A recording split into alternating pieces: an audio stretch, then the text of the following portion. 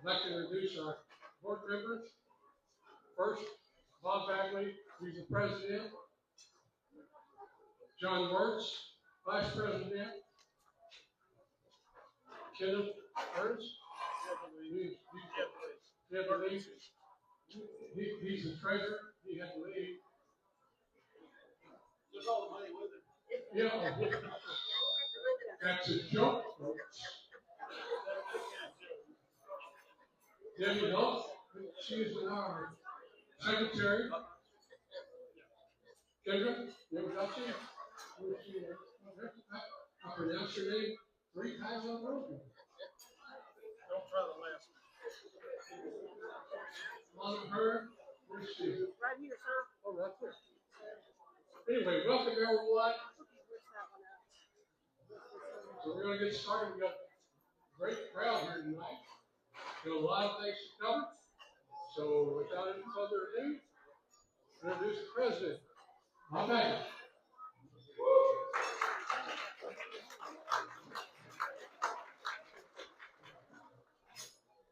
Thanks for coming out tonight. It's going to be a busy night.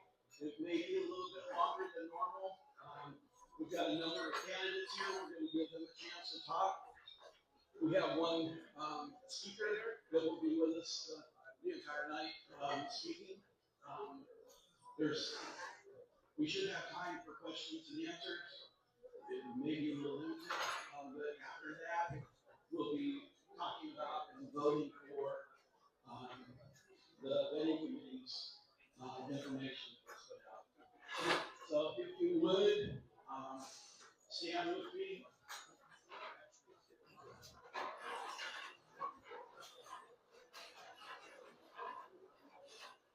Jason.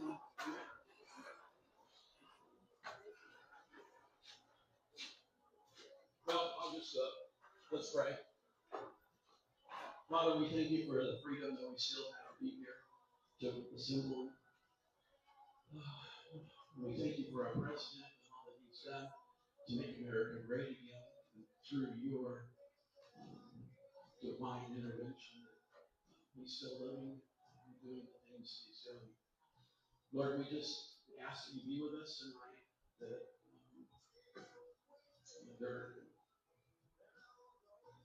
there'll be some controversy, I'm sure.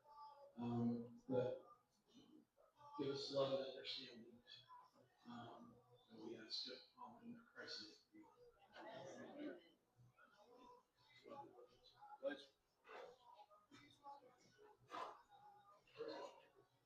Please join me for the Pledge of the United States with the flag right there.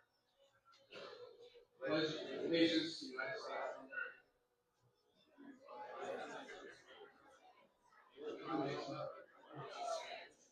One nation, under God, indivisible, with liberty and justice for all. Texas flag.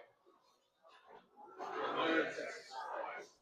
Pledge allegiance to thee, Texas, one nation, under God, one indivisible. Thanks, sir.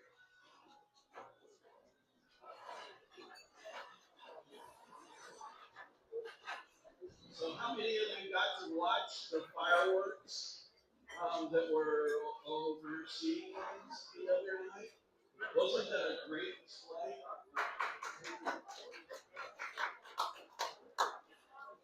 There's a lot happening in our nation. Okay, so we started. If y'all would talk in church when the pastor is speaking, then I accept that for you to be doing that tonight as well. Otherwise, thank you. Again, we have a lot to do, a lot to cover. So if the candidates would like to come forward, come get in line. Candidates, if you want to speak, I'll do Prince.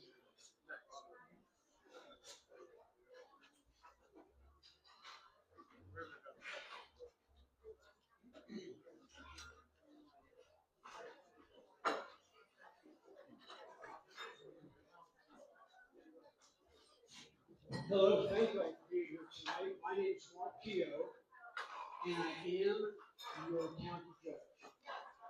You know, I had the opportunity to take this job as I had served in the private sector for 27 years in multi-million-dollar corporations, managing multi-million-dollar inventories, being productive and managing multi-million-dollar financial statements, all while at the same time serving the community in various ways, not the least of which is through my church. I was able to do that and serve there and had tremendous success in the private enterprise, managing thousands of people. Upon retiring some years ago, I ran for the Texas House of Representatives. And the reason that I ran was like many of you, I got tired of throwing my shoe at the television every time I saw the news come on. So I went ahead and I said, look, I'm going to run, and I ran. I served 2 terms in the Texas House of Representatives, passed landmark legislation that benefited Montgomery County, but more specifically some of the elements of the Woodlands and the surrounding area. While I was in the House of Representatives, I saw there was a need to make some changes in the county government. And so, I ran to be the county judge, and I won soundly. But since that time, I made some promises that I would do. And every one that I promised in my contract with Montgomery County, every single one of those things I have done. You realize that you have the lowest, we all hate taxes, but you have the lowest tax rate that you've ever had in Montgomery County. Since I took office, 4 times we have done the no new revenue rate, and twice just below the de minimis rate in terms of your taxes. We've attempted to help with appraisal reform. I can't do anything about that, but I have done it about your rate. You realize that during this time, you have the lowest crime rate in the history of Montgomery County. As we've had the opportunity to work with our sheriff, work with our previous sheriff, and now our current one, who's making great changes and doing fantastic things to benefit the people of our Montgomery County. While I've been in this position, I've had so many opportunities to help so many people in so many ways. I've taken on multinational corporations. I've taken on multi-million-dollar corporations to benefit the people of Montgomery County, not the least of which, taken on some of our local cities in order to benefit the people who also vote for me. So I'm Mark Keto. I am your Montgomery County Judge. I'm asking you to remember that when you go to the polls, vote for Mark Keto, County Judge. Thank you.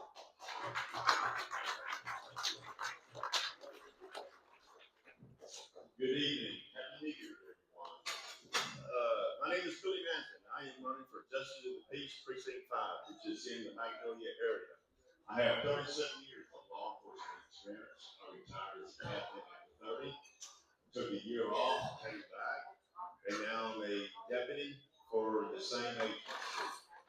I have been in positions to make tough decisions as a captain, whether it's termination, suspensions, just a write-up for some of my friends that I worked with at that time. But sometimes you just got to make tough decisions. Being a JP, you're still going to have to make tough decisions.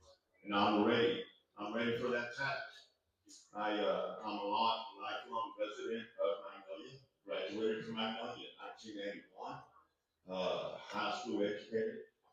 Redneck, blue collar. That's who I am, ladies and gentlemen. I am 100% honest. You may not like the answer I give you when you ask it, but I can guarantee you this, it's going to be the truth. If I tell you something today, 3 months from now, it's going to be the same answer. My name is Billy Manson. I'm running for Justice of the Peace, Precinct 5, which is in Magnolia. I would appreciate your love, and I appreciate your support. God bless.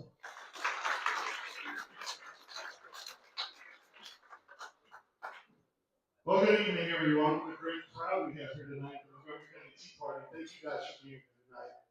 My name is John Boucher, and I'm running for Texas House District 16, which is the reddest House District in the reddest large county remaining in Texas. We need good Republican representation in Austin, which we don't have right now. Right now, we have a small, power-hungry group of elites that keep undermining our majority in the Texas House. I want you to imagine a world right now, what kind of legislation would this look like if we took advantage of our House majority of 88 Republicans, our majority in the Senate, having a Republican in the governor's mansion in the lieutenant governor's position. Imagine what that world would be like if we didn't have 26 Republicans join the Democrats and undermine us every cycle. I've had enough of it. I'm running against one of those 26 Republicans that's done this, and I'm gonna beat you guys. We're gonna win, but I'm gonna need your help. So I would appreciate your prayers. God bless you. My name is John Boucher. I'm with Texas House District 16. Thank you.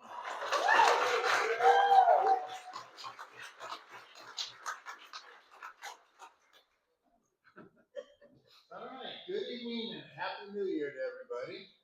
I'm Bob Harvey. I'm running for County Commissioner Precinct 2. As most of you know already, I am a businessman. I'm not a politician. But I do want to thank all of you guys for encouraging me to step out into this new realm and arena, because it has been an amazing experience. One of the things I have learned going through the vetting committees and being asked on the questionnaires, I am absolutely qualified to be the commissioner of Precinct 2. And I appreciate that. The only thing on the entire agenda that I haven't done is lay asphalt myself. So I do ask for your help, your prayers, and your support. I do have 42 years of experience, and I've been hired by some of the best companies, the biggest companies in the world, to turn around their operations. And I intend to do that in Precinct 2. So once again, I'm Bob Harvey. I'm running for County Commissioner for Precinct 2. Thank you very much.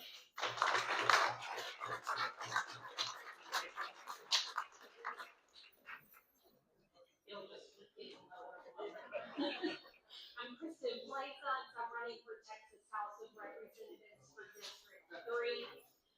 I'm not a politician. This is the first time I've ever run for a political office. I'm just doing it because I got really tired of watching our government capitulate to special interests, and no one is looking out for our interests. I've already been doing this job for 5 years. I've been out here working for you.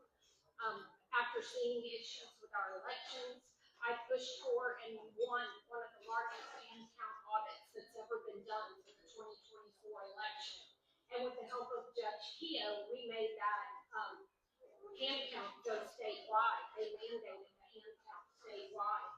I've worked with people across America, thousands of people, to send legal notices to the U.S. Supreme Court to tell them about issues of where our rights have been violated by the government and through other courts. And through those legal notices, we were able to get the U.S. Supreme Court case that destroyed the Chevron deference doctrine. We were able to ensure your trial by jury rights in SEC versus Jersey. We were able to strengthen Second Amendment rights in the Bruin decision. We're not attorneys. We're just everyday Americans who studied our constitutions, who studied the law of the land, and took that to government and petitioned them to make those changes, and they did so. So just average everyday Americans can do amazing things when we work together, and I'm running to be a true representative and servant of the people. So I would appreciate your support and your vote. Thank you.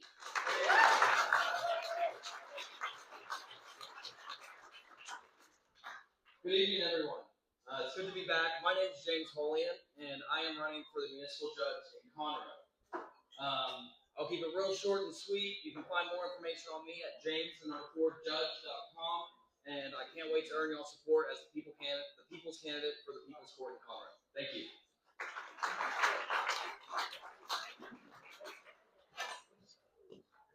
Good evening. How you doing? My name is J. Mac Sanders. You can call me J. Mac. I am your current Justice of the Peace for Precinct 3. I am running to keep my job for 4 more years. I would ask for your vote. A little bit about the JP if you don't know, specifically for Precinct 3. We're the 9th busiest court in the state of Texas. It's not a little bit that goes through there. In the year 2025, we had 34,000 cases go through our court, 6,000 civil cases, 29,000 criminal class C final misdemeanors. There's a lot that goes through the court. I come from that experience, my past experience as a businessman for the past 20 years and working in Washington, D.C. and other areas of government, and have taken that information and been able to bring what I like to call the speed of small business and bring it into the court system, where you make nimble decisions, you move quickly, you do it fairly with all the information, and try not to let the system of government bog everything down. So again, my name is J. Max Sanders. Justice of the Peace for Precinct 3. Appreciate your vote.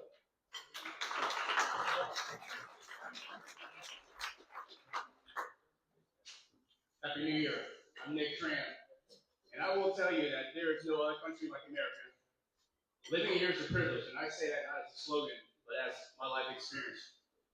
I came here as a Vietnam War refugee with just a clothes on my back. I escaped Vietnam during the day Saigon fell and was stranded out in the ocean and got rescued by an American destroyer. At 5 years old is when I met an American and fell in love. I promised that I was going to serve this country and repay her back by fighting 3 wars. I joined the Army when I was 18, fought 3 wars for us. My resume for Congress in Texas 8th District was built on the battlefields and in the boardrooms. After the military, I went to work for oil and gas. For Schlumberger, I built a #1 program to help veterans get off the street, to help them get jobs. In 2025, August 2025, I left oil and gas. And instead of going back to a very comfortable career, I decided I wanted to run. So I dedicated all my time, sacrificed by not having a career, so I could run for this seat because I was tired of having representatives who wore red ties and voted blue. I was tired of them allowing illegal immigrants into our country so they can gain votes and donations. You know, I had posted a video on my Facebook page this weekend and it went absolutely viral. It talked about assimilation for immigrants. You know, a lot of politicians will come up here and tell you that we're going to close the borders and we're going to fund ICE. That's already done under President Trump. The hard thing that most will not say is that we need to close borders to cultures that are not aligned with ours. There are people who come into this country from countries that are not looking to assimilate, but looking to invade. Look what's happening in Minnesota. That is not okay. You don't come here. When I came here at 5 years old, I assimilated. I learned the language, and I swore loyalty to this country and this only country. Now, my resume, it wasn't built in D.C. rubbing elbows with political elites. It was working out with host nations in Afghanistan, in Iraq, sitting down with elders, understanding what the mission was to hunt down our enemies. It was also built in oil and gas, in the boardrooms, building a program, for a global organization. I'm Nick Tran. I'm here to represent the people in the trenches and not the cowards in the castle.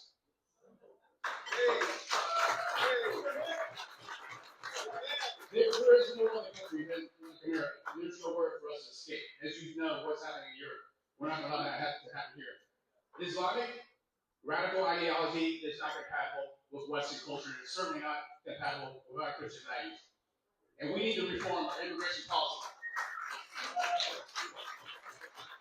America is multi-plat, but the problem is they're not willing to know. If they're not, they need to get the hell out. I'm Nick Tran for Texas.com.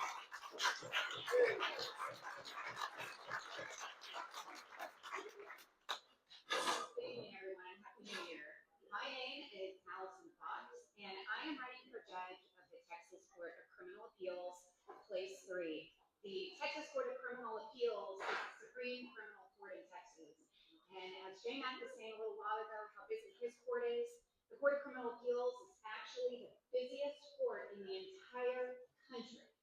And I say this because I am a wife, I am a Christian, and I am a mom of 5. I know what busy is.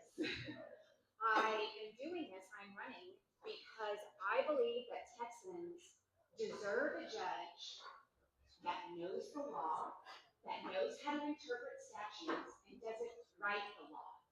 So I have spent 20 years in criminal appellate law as an appellate prosecutor in Dare County, as the director of the Conviction Integrity Unit in Dare County, and 10 years at the Court of Criminal Appeals in 2 separate capacities. Now I say this to you because I have 3 other opponents. I am the only candidate that has ever practiced in, at, or before the Court of Criminal Appeals. I have filed 71 appeals. I have worked on hundreds of petitions for discretionary review, thousands of writs of habeas corpus. And if y'all don't know what those words are, don't worry, my opponents don't either. I say that in joke, but in all seriousness, we're talking about the law, we're talking about public safety, we're talking about our children and our grandchildren's future. And that is why I'm running. Everyone in this room deserves a judge who has the experience on day one to go in and handle these cases. This is not a bench where you can learn on the job. This work deals with death penalty cases. And I've worked on 16 of those personally. So March 3rd is the primary. And I ask you then to check the box for Fox. Thank you all.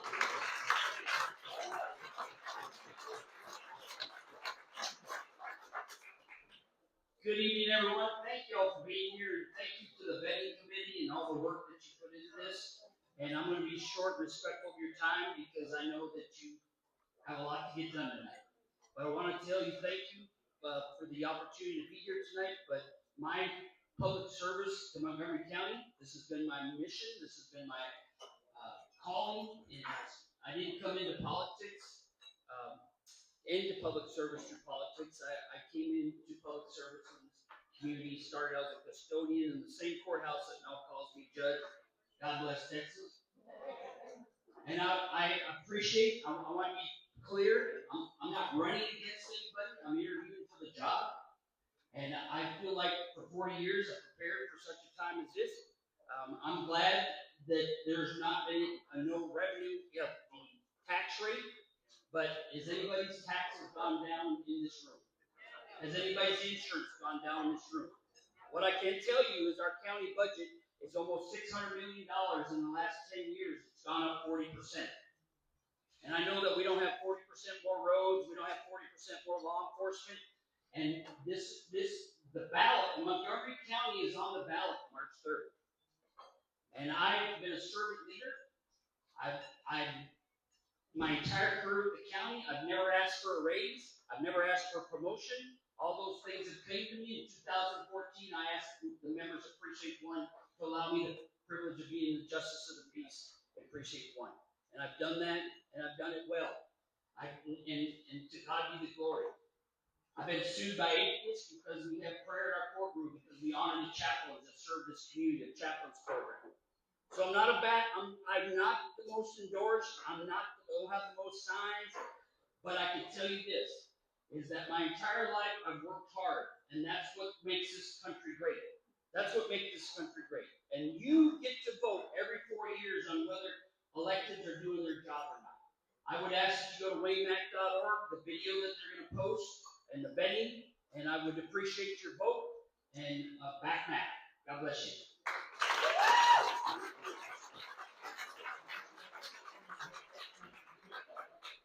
Good evening. I'll keep this short as well. I'm Brandon Stein, I'm the Montgomery County Clerk. And I just want to say, when people run for office, they tell you a lot of things. When I ran, I told you that our office would become more transparent. And all the files, Commissioner's Court, and every document that's been filed dating back to the start of the founding of the Texas Republic is now searchable. So when you want to see what your government's doing, you want to look at contracts, you want to see how things are done, you can do it in an easy fashion. We accomplished that. We'll do more. I told you when we came, we modernized the office. 85% of what you used to have to do in our office, you can now do online in a safe, secure fashion. And it's cheaper, and it saves your tax dollars. Lastly, I told you I'd save your tax dollars. My office is almost fully funded through user fees and the monies that we take in from doing our business, unlike any other department in the entire county. And I'm proud of that. And there's more to do. But I want to say this too, since I have this microphone. We have two things in my office I want you to go. Go to the county clerk's website. Part of transparency is every single public taxpayer-funded meeting is there. You can click on the calendar, you can see when that meeting is, you can see the agenda, so you can get involved. Sunlight always helps the process. Secondly, since you hate, I feel like we're prepared my second thing. Secondly, if you want identity theft. There you go. Well, that's it. Thank you. See, we've got so many people in this room already doing it. I was about to talk customer service, but wait time's being down 82% of us.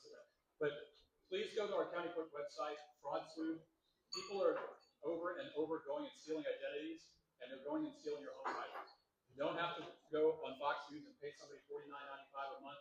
For the first time I've seen in a long time, the county government's doing something for you for free. Out of user fees, if you go and sign up with our office, we can try to help you prevent anyone from stealing your home.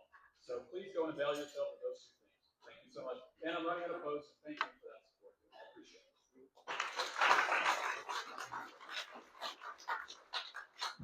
Good evening and Happy New Year. I'm Brad Bailey. I'm running for House District 15, State Representative.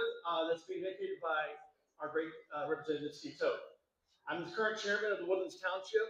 I've served for 4 years on that term, 2 terms, been elected. Proud to say we have one of the lowest property tax rates in the entire state of Texas.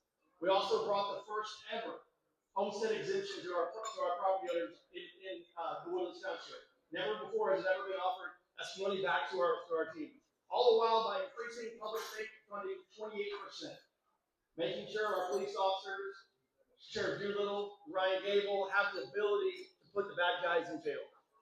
President Trump's done a great job securing our southern border. Great job.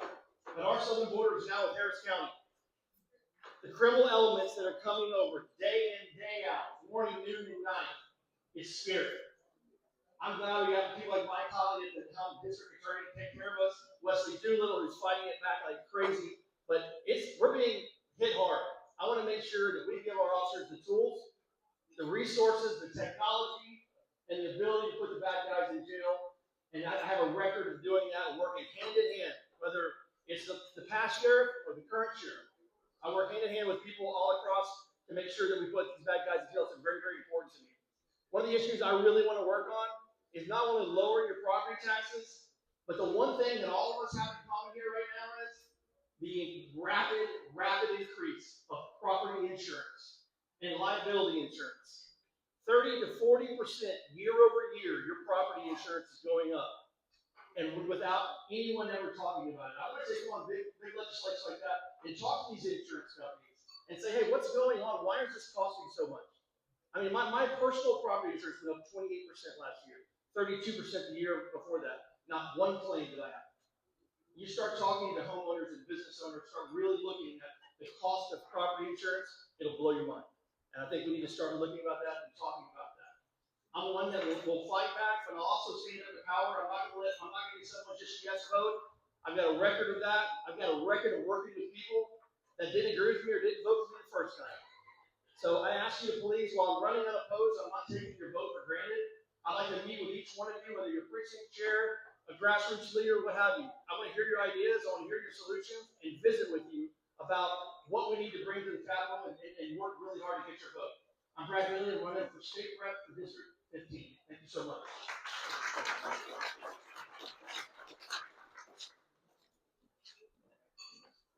Good evening, my name is Mike Hawley, I am your district attorney.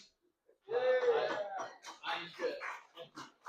I'm going to do the right thing for the right reason in the right way, and I'm going to keep you safe. You don't need to worry about that. What I want to spend my few seconds is to say I'm grateful for this organization. This is the steel rebar and the concrete upon which this town is built. And I just want to thank you all. Thank you. Thank you, Mike.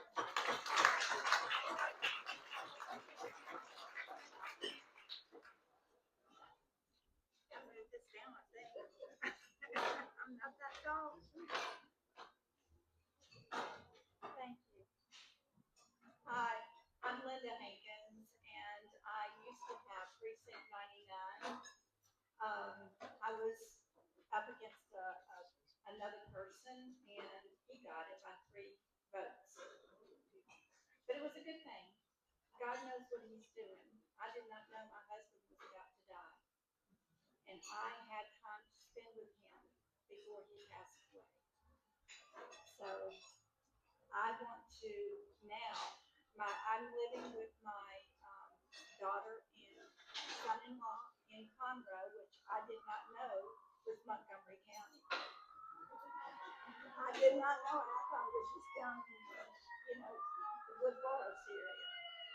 But I just wanted to, when I found out that there was possibly a way to get back into precinct chair in Montgomery County with y'all, because I have loved everybody that I have worked with. And I just want to do it again. So keep up with me. I'm Linda Hankins, and it's precinct 102. Thank you.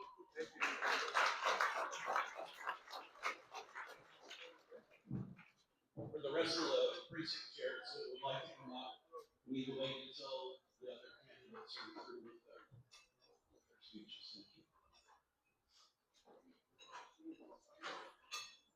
My name everyone. I'm Jessica Steinman. I'm running for Texas Congressional District 8. I'm running to replace Morgan Luttrell, who you guys know is retiring, and Morgan has endorsed me in the race as well. I'm the only one running that has a proven conservative track record. And I think to groups like that, or like this, like our group, that's what you guys need to look at. When you sit down and every race you're looking at tonight, sit down and look at people's track record, not just what they say up at the microphone. I think especially in this seat in Congress, Montgomery County deserves a leader in Congress, not just someone else who's going to vote right and press the right button. And that's where I see myself stepping in.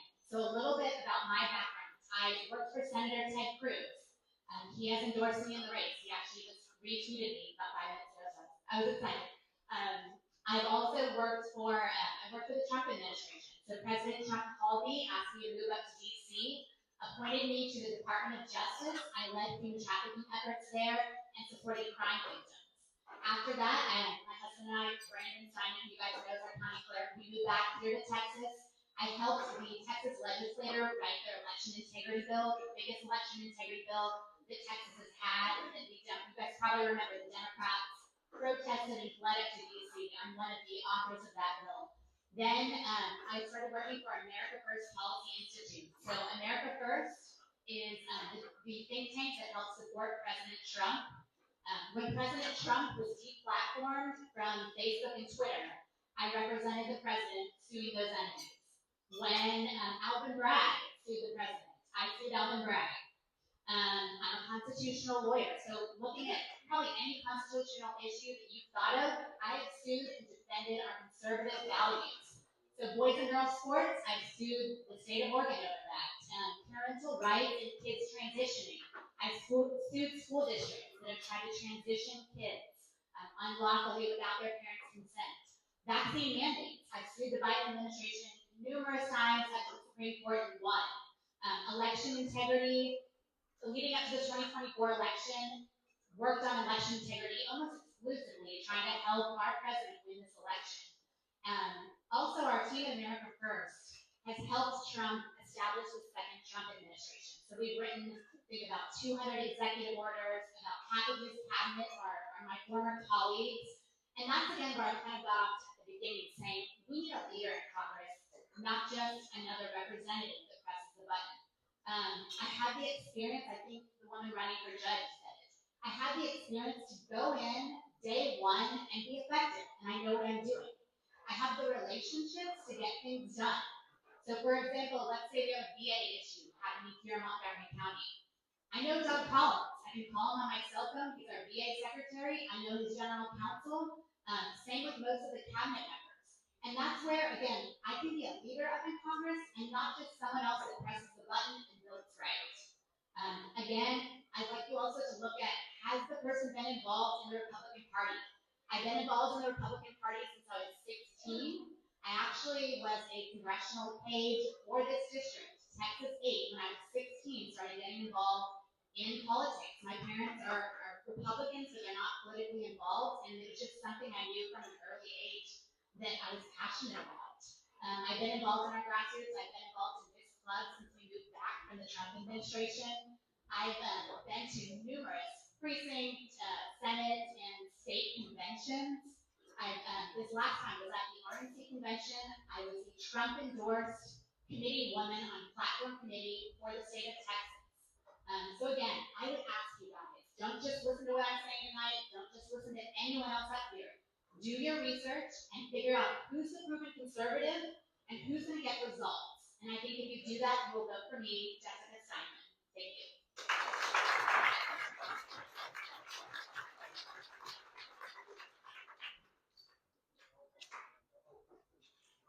Hi, my name is Martin Itwa, and I'm running for the Texas 2nd Congressional District. Yes, and my congressman recently co-authored a legislation that gives telecommunication companies the right to build their staff, like those masks, anywhere they choose to. And if a state puts regulation against that, they can sue the state. I'm against that. We should not be having telephone companies putting stuff wherever they choose to, and we can't say no to that. We cannot have members of Congress go and take away the rights of our local elected officials. And this is one of the legislation that take away the rights of our county judges, of our county commissioners. I'm against that. And that's why I'm running for Congress, to represent your values, represent the things that we stand for here in Montgomery County. Things like the right to life. I'm very much pro-life. And to me, this is what life, people ask, when does life begin? We all know when life begins. The other thing people talk about is it a state right? Here's what I said. Life is not a state right. It's an individual right. It's a God-given right. So no state and no federal government has the right to take away an innocent child's life. So California should not be accepting abortion. Texas, under no circumstance, should not be doing that. Congress should actually pass a law that makes it very clear that protecting right is a God mandate to every member of Congress. And I stand for that. This is the second thing I stand for. As members of Congress, our job is to write legislation that guarantees the rights God has given us, that defends the constitutional rights that are given to us. Our job as Congress is not to delegate our responsibility to the Attorney General, for instance. You know, thank God for Trump, he closed the border. But you know why we had a border issue? Because Congress decided to delegate their responsibility to an old guy who doesn't remember what his last name is. Congress should not be giving anybody, any executive official, the right to decide who comes in or who doesn't. Congress should say, your job is to protect the nation, to defend and protect, not give exemptions. And that's what I stand for. Stand to protect, Trump has signed so many executive orders. You know when Trump leaves, the new president could undo everything Trump has done. They closed the borders, could open the next day. So we need Congress, members in Congress who are going to pass legislation that actually stops all this, that funds our national security, funds our borders, funds ICE, and gives the local judges, like for instance in Texas, Congress should give Texas the right, Texas courts, the right to prosecute illegal immigrants who come to Texas. We should not be giving that to all those judges who legislate from the bench. Yes, time is up. I'm Mark Intwa. Vote for me, Texas 2nd Congressional District. Thank you very much.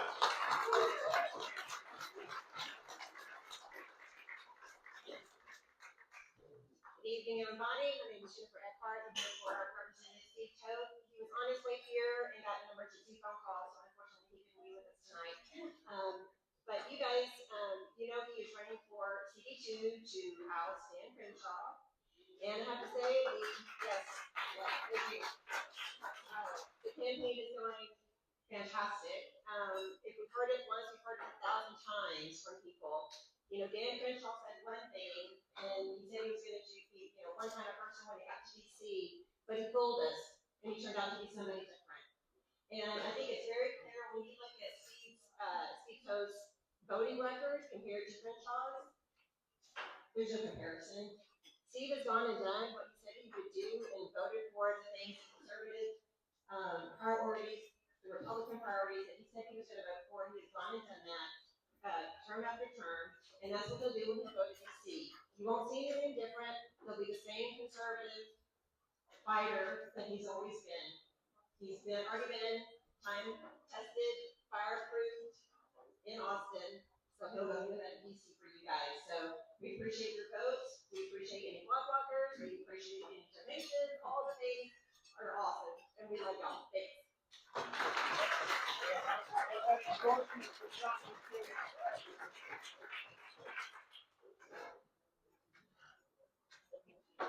I am Gwen Withrow, and I am your county chairman presently. I thank you for that. Bob and I had quite a week. We actually came to terms with just how short life can be and just how quick things can change for you. You may have heard that Bob did fall and he did crack some bones in his neck, which in essence he has a broken neck.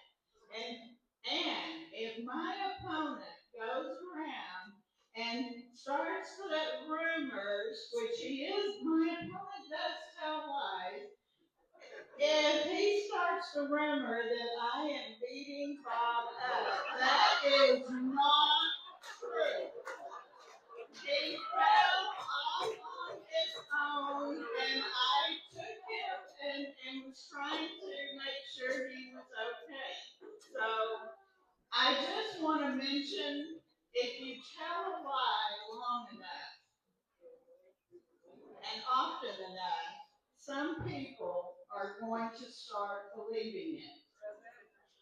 Now, this lie that I hate to bring up my opponent again, but that this business that there was no censor, that the censor did not pass, that, and there are too many precinct chairs in this room. So I am asking you, please find out, yes, the censor did pass, and it was substantial. So both of the representatives were censored by the Republican Party. And he can stand there all day long and say they were not, but they were. Now, the other lie, I go right behind the Steve Toast representative. The other lie that has come out is that he is saying that since Steve Toad was censored, that the party should not be supporting Steve Toad. Well, that is another lie. You need to think about who you're voting for if you're going to vote for someone who will lie to you, which I will not.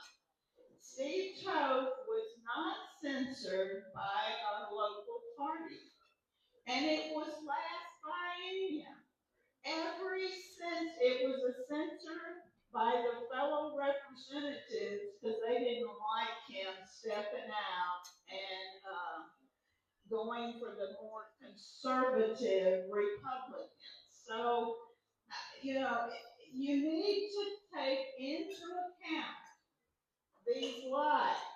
Lies are not what we want from the people who lead us in our office. So I am asking you, do not follow the lies. Thank you.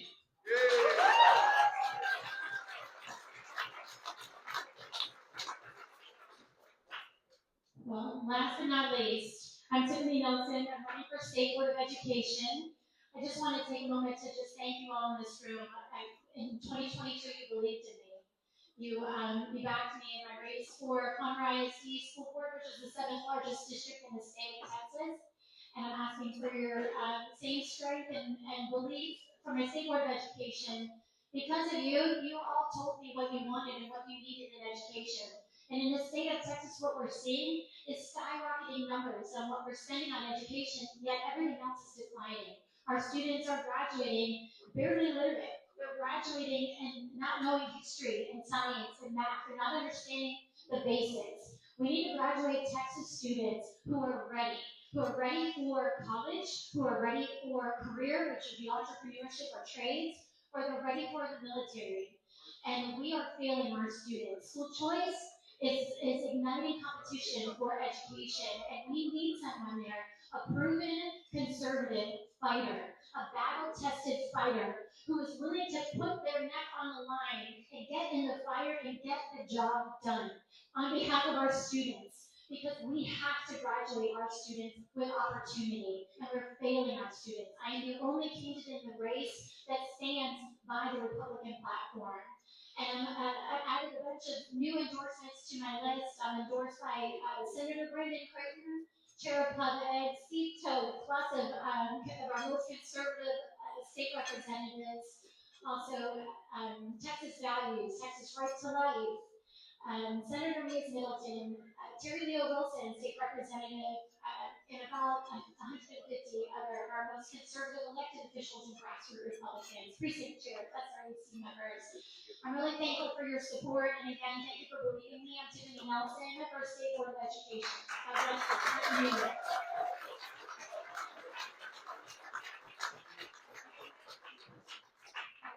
Tiffany wasn't last.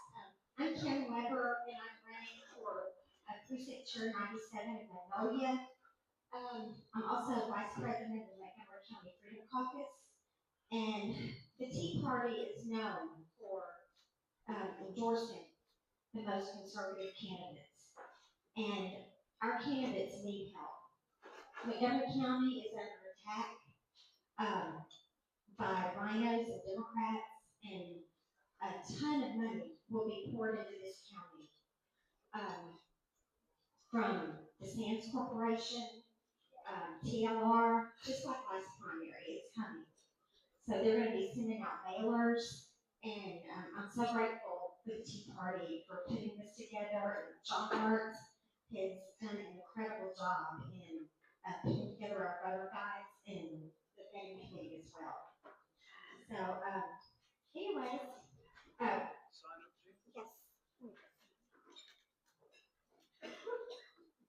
I put together this is the sign up. The clipboards will be going all over the room. So please sign up. We're doing party at the polls. We need help getting the voter guides in the hands of the voters. So please.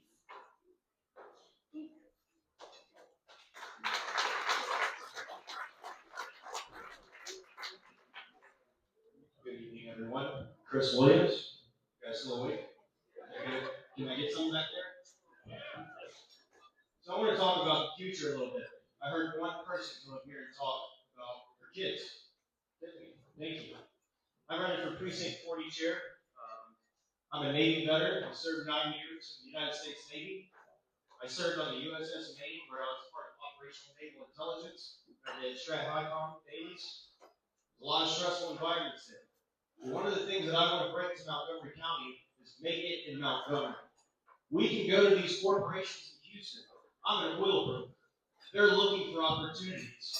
Our county has low taxes. We can offer them incentives to come here and help subsidize our kids' education.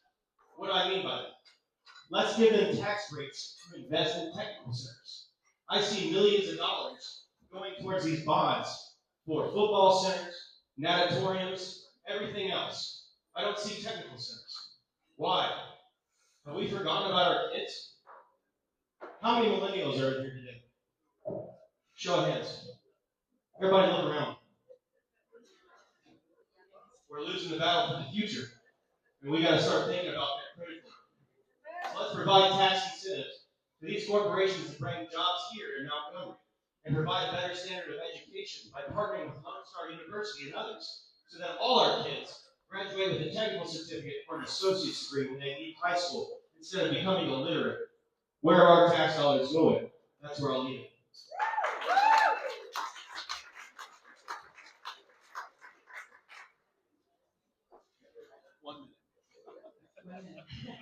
Hello, I am Alexa Pfister. I am the current incumbent precinct chair 105, precinct 105, and I have no votes.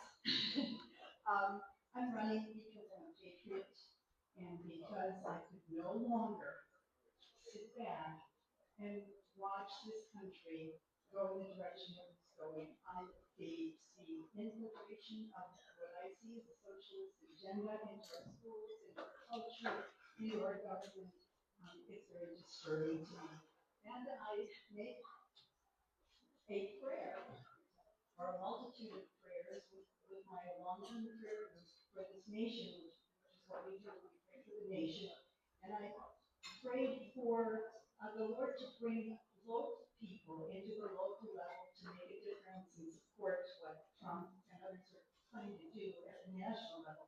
The next thing I know, I was being encouraged to run for the vacancy as precinct chair. So be careful what you pray for.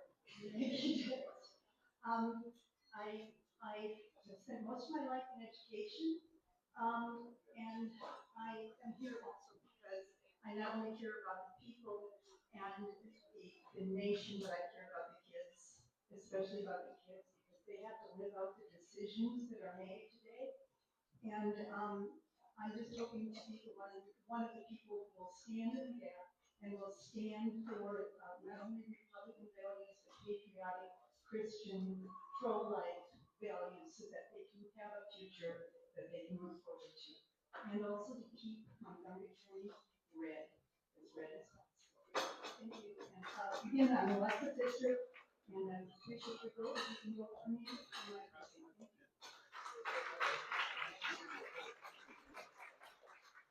Good evening, my name is Lana Ford. I'm the incumbent precinct chair for precinct 106, which is Granley Estates and the south part of Blue Forest. I'm here to ask for your vote again. I'm here to ask for your help against my opponent on Facebook. His name is Randall Orso. So if you see him beat me up, please come help me if you feel like I'll be a better candidate. I have a lot of facts to give you. I do a lot of research, and I try to make all of my responses about giving the facts. So I don't engage in the stuff that happens on Facebook that's mudslinging. So hopefully you'll never see that. But I do wanted to take this opportunity to introduce to you the cutest precinct chair that we have around, and that is Ray Staples.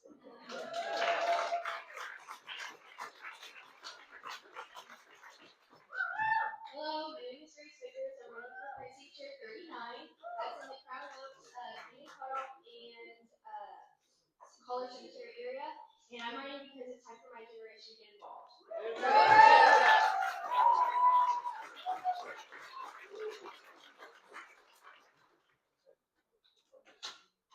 Oh, it's hard to follow that. I'm Johnny Plesky. I'm running for precinct chair 65. My wife and I moved up to Magnolia in 2020, just right before the election, and we ran into John Boucher coming up here. Got involved in the Tea Party from that point on, and we got a real education. We didn't know anything about politics. We just knew we needed to get involved. From that time forward, we have served as folks at poll locations. We've gone out, we've handed out all kinds of voter cards and stuff like that. We've worked the elections and as a clerk, and we've learned a tremendous amount about the political process here. We're excited to get more involved. And when you reached out to me and said, hey, you need to run, you need to run, you need to run, I'm like, I don't want to run. But I am. So I appreciate your support. Thank you very much. Y'all ready?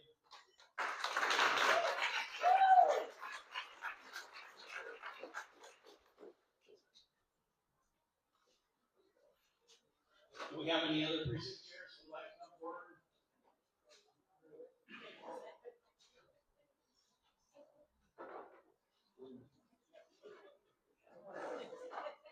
This is going to be short. I didn't know the precinct chair was going to be allowed to speak tonight. My name is Alexander. Most people call me Hockey. I'm running for precinct 9. I'm a U.S. Marine Corps veteran. I served in OIF 1 and 2. I got out as a sergeant. I served with counterterrorism unit up in D.C.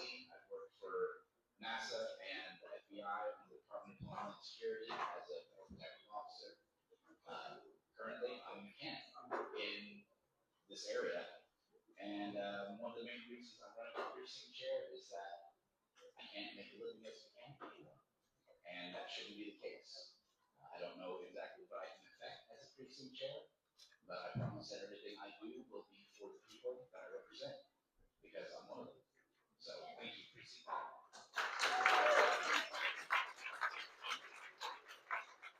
Just a couple of items of business.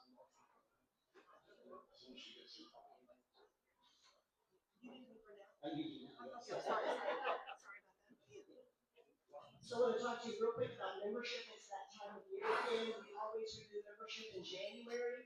We had a lot of important votes starting in January, and we do have our bylaws that say you have to have paid your dues and have attended a certain number of meetings to be eligible to vote on the ballots. This is an important one tonight. We will have found out whether you're eligible or not. You've got this little thing in your name tag. There's going to be more important ballots coming. Please renew your membership now. It's a really important time for us because we spend a lot of money on voter guides. That's how we get everything out. So if you haven't done that yet, the QR code is up there. That's all you need. You can also go to mctparty.org and do it there. And you will also have a link on the U.S. Vote Smart website, which will start tonight. So you have many different ways you can enter into membership. Thank you. Oh, yes, social media. I still need subscribers on YouTube. We're at 38 and 39. We need to be over 50 to stream. We would like to be streaming every time instead of recording and uploading. So that's probably going to be fine because everyone's going to look at videos. We have over 36 interviews with these candidates. So you have an opportunity to subscribe, click notifications when you're there. That helps us a lot. Thank you very much. The YouTube link will be on the website, so it's too complicated to tell you. You just go to MCT Party. So she mentioned about getting the voter guides out. I'll let John talk about that later, but it's very expensive. And thankfully, we have candidates that are willing to pitch in and get the voter guide done. Doesn't mean that we're endorsing them, as you'll probably find out. But there's tables here tonight for two different candidates that have purchased the table so they can have all their literature in here. I appreciate you checking with them afterwards. The signs that are available from the candidates, you can pick up when you're leaving. We don't want them inside because it's too much of a hazard for the wait staff when they're getting around.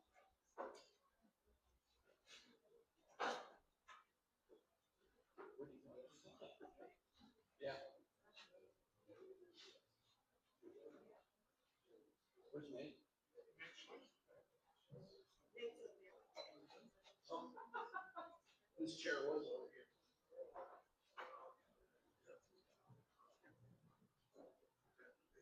So this is the honeyman of Texas. Careful now.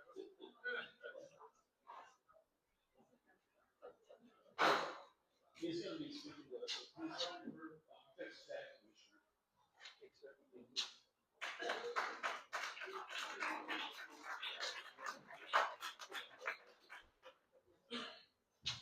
All right, well, man, it's great to be here with you guys tonight. I will tell you, we started this race back in May, and so I probably spent the past 7, 8 months speaking 3-4 times a day all over the state. And so I will tell you, it was nice to kind of have that downtime over this past 2 weeks. But I feel instead of just rejuvenated, a little bit like a Thanksgiving meal after you just ate and you're kind of ready to go sit on the couch a little bit. So I'm trying to get reinvigorated for the campaign trail. But it was nice to be on a break. You know, some great things happened over the break. We found $9 billion that resulted in Tim Walz is not going to run for governor again. Who would have ever thought that Venezuela is going to be the newest vacation spot for us as Americans? So there you go. But no, it is great to be here with you guys tonight. My name is Nick Sheets, and I'm running to be your next commissioner for the Texas Department of Agriculture. So, you know, let me ask you this before I really get going. Anybody in here in agriculture? Well, participate. I got one. Two. Okay, statistically, that's probably about right. 3 over here. So I think on average, it's about 2.5% of people. So before you zone out, how many of you guys think the food that we eat impacts our health? There we go. Now everybody's listening. You know, when I decided to run after I was challenged by a buddy of mine, Rick Santorum, we were in D.C. and we were discussing that I had stepped away from this little honey company called Nature Dates. and talking about what was next for me in life. You know, I spent 12 years in full-time Christian ministry, working for a ministry called E3 Partners. Actually, after I went to a mission trip to Venezuela back in 1997, believe it or not. It is a great vacation spot, by the way. And then I spent 25 years leading Nature Nates. But I was also a Navy veteran. And so I was raised, my dad was an Air Force colonel, and so we were raised with a mindset of service. And so I was at this crossroads, no longer being the CEO of Nature Nates, and wondering what I was going to do next. And we were talking with Rick over lunch, and Rick just says, you know, if you really want to make a difference, go be the Ag Commissioner in Texas. Now, that's not what I was thinking.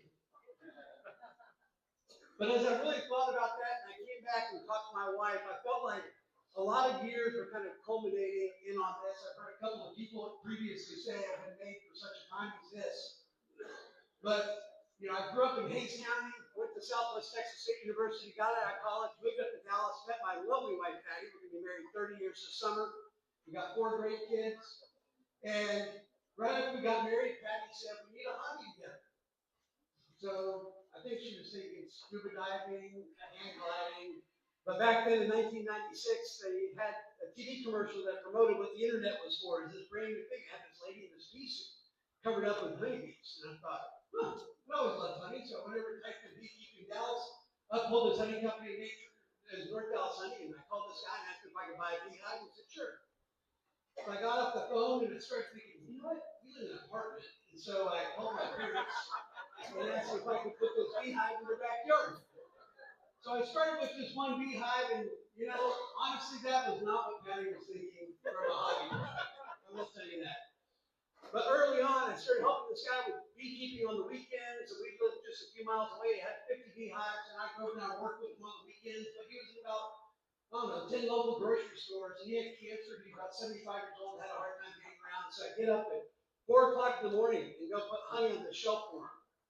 And my wife was a school teacher at the time, so then we started going down to his house in Dallas and bottling honey by hand in his garage. And I remember Patty looked at me one night, she said, what are we doing? And I was like, babe, I have no idea. We're just helping this guy. And so in the summer of 1997, earlier that year, I went on a mission trip to Venezuela that resulted in me going and working for 12 years of full-time Christian ministry, where I was blessed to get to do some fun things. We launched this one platform called I Am Second, which is an online evangelism platform. We did that in 2008. But when that summer of 1997, I was with Fred and said, hey, why don't you buy the honey company? I was like, buy the honey company? Why in the world would I want to do that? I said, how much do you want? He said, $10,000. It's not $10,000. He goes, off the needs. So I bought North Dallas Honey in the summer of 1997, went into full-time Christian ministry about 4 months later, and always kind of had the honey company on the side. And just kind of kept going. I hired a distributor to put it on the shelf, and I hired another beekeeper to bottle honey. So, because I was focused on going and telling the world about Jesus. So in 2010, I decided we had 4 kids, we homeschooled, it was time to leave and really go focus on our family. And you know what? Honestly, God just really blessed this little tiny fledgling honey company. You know, when I first got into it, I put my phone number on the back of every bottle of honey that I sold. So from 1997 to 2014, you could call me on my cell phone, which is still this same phone number right here. And I talked to thousands and thousands and thousands of people over the years. I knew exactly why they ate honey, what they wanted in their honey. And so I decided, we got into Walmart locally, and Walmart started taking North Dallas honey actually down here to Houston in Walmart. And I told the Walmart buyer, I said, listen, people in Houston do not like people in Dallas. They're not going to buy North Dallas honey. So I created the brand Nature Nates, but a couple things that we did early on that really made a difference is we tested 100% of all the honey before we ever bottled it. We tested it for herbicides and fungicides and pesticides, corn syrup, rice syrup, and antibiotics. Because unfortunately, with modern day agriculture, bees would get into traditional agriculture and we would get pesticides in our honey. But I wasn't willing to put honey on your family's table until I was willing to put it on my family's table. And I wanted to know what was in my honey. So we tested before we bought it, and then we buy it, and we test it again. The other thing that we did was, again, I have my phone number on the back of every bottle of honey. And I knew why people ate honey. And so when we rebranded, created the Nature Mix brand, we focused on calling it 100% pure, raw, unfiltered honey. So if you're ever in the grocery store, you see a bright neon orange honey label, and it says Nature Mix 100% pure, raw, unfiltered honey. That's it. Please buy it. God bless you. But we did that because people wanted pollen in their honey. And here's the funny thing. I was just talking with Bob. He said, hey, can you educate me on the whole thing about raw and unfiltered honey? I said, Bob, all honey starts off raw and unfiltered. It's just they process it, and what do they do to evaporize? And so all that we did was we focused on the way that God made honey from the very beginning. And here's the impact. In 2011, 2012, the honey category was $300 million at retail. Today, the honey category is $1.5 billion at retail, and $1.3 billion of it has come from the raw and unfiltered sector of honey. So we took depending on if you're an old age Christian or a young age Christian, a 9,000-year-old product that God made, and we completely revolutionized it. Because I knew what people wanted. They wanted clean, healthy honey the way that God intended. So we continued to Nature Mix. Within 3 years, we're the #1 brand in America. We won Best Tasting Honey for the past 15 years, so it's great business. But we stepped away. I stepped away in November of this past year. Going back to my Rick St. Dorm story. And so Rick said, hey, if you really want to make a difference, we're in D.C. We're talking about what's going on in America right now. Because we have two things that we continue to see in the headlines day after day, almost, it feels like, is the health of Americans and the state of agriculture in America. And both of those things our president views as national security issues. You know, 70% of all Americans have one chronic disease or more. 78% of kids 18 to 25 are ineligible to serve in the military because of their health. We spend $4 trillion a year. We're in debt, $38 trillion, right? We spend $4 trillion a year treating symptoms related to the food that we eat. You know, we lost 80% of all the bees in Texas in the past 12 months. We lost 65% of the bees in America in the past 12 months. And someone already heard it. I heard it. Why? Because the bees are sick from what they eat. Just like us. You know, seed companies will take a seed, coat it with pesticides, plant it in the ground, that sprouts up. And so when a bug comes up and eats the rootworm, or it kills them. It's a great way for farmers to be able to increase their yield. It makes it easier for them to farm, especially when labor is the biggest challenge in agriculture today. They don't need more work that they have to do. But the result is that plant that just sprouted up, maybe it's a corn stalk and it's covered with a neonicotinoid pesticide, and a bee comes up and gets that pollen, eats it, goes back into the hive, and it starts to impact his immune system, gets him sick, and makes him susceptible to other diseases. And then the varroa mites come in and whack him. And that's really what's going on with all of us. You know, we've got Bobby Kennedy that is going into boardrooms and talking about getting rid of preservatives and red dyes. I'm shocked, not really shocked. I think we all believe it. That he's actually being sued by food companies to have the court stop him from forcing him to take that out of our food. Thank the Lord for Bobby Kennedy. Who would have ever thought we'd say that? And he gets into these boardrooms and just showing up, all of a sudden they start going, no, we can sell you the stuff we've been selling in Europe for the past 30 years. We have like sucker written on our forehead or something? But that's one hand of what we have going on in America. Here's the other. Farmers and ranchers are in maybe the worst shape that they've ever been in America. Last year, we lost 122,000 farms in America. That's 7%. Now think about that. We did that 10 years in a row. That's like 82% accelerated. I mean, that is a huge loss. In Texas, we lost 68 farms this week. And last week. In the week before. All the way back to 2018, we've lost 17,000 farms under my opponent's watch. Farmers and ranchers can't afford to be in business today. A farmer made 40 cents of every $1 of food in 1980. Made 40 cents. Today, that farmer makes 15 cents. A rancher made 70 cents in 1970. Today, he makes 30 cents. Now, it's interesting.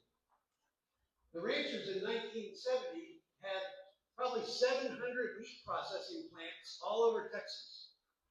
So if you're a local cattle producer, you could grow a steer up to 1,200 pounds, 800 pounds, take them down to the slaughterhouse, process them, and sell your meat.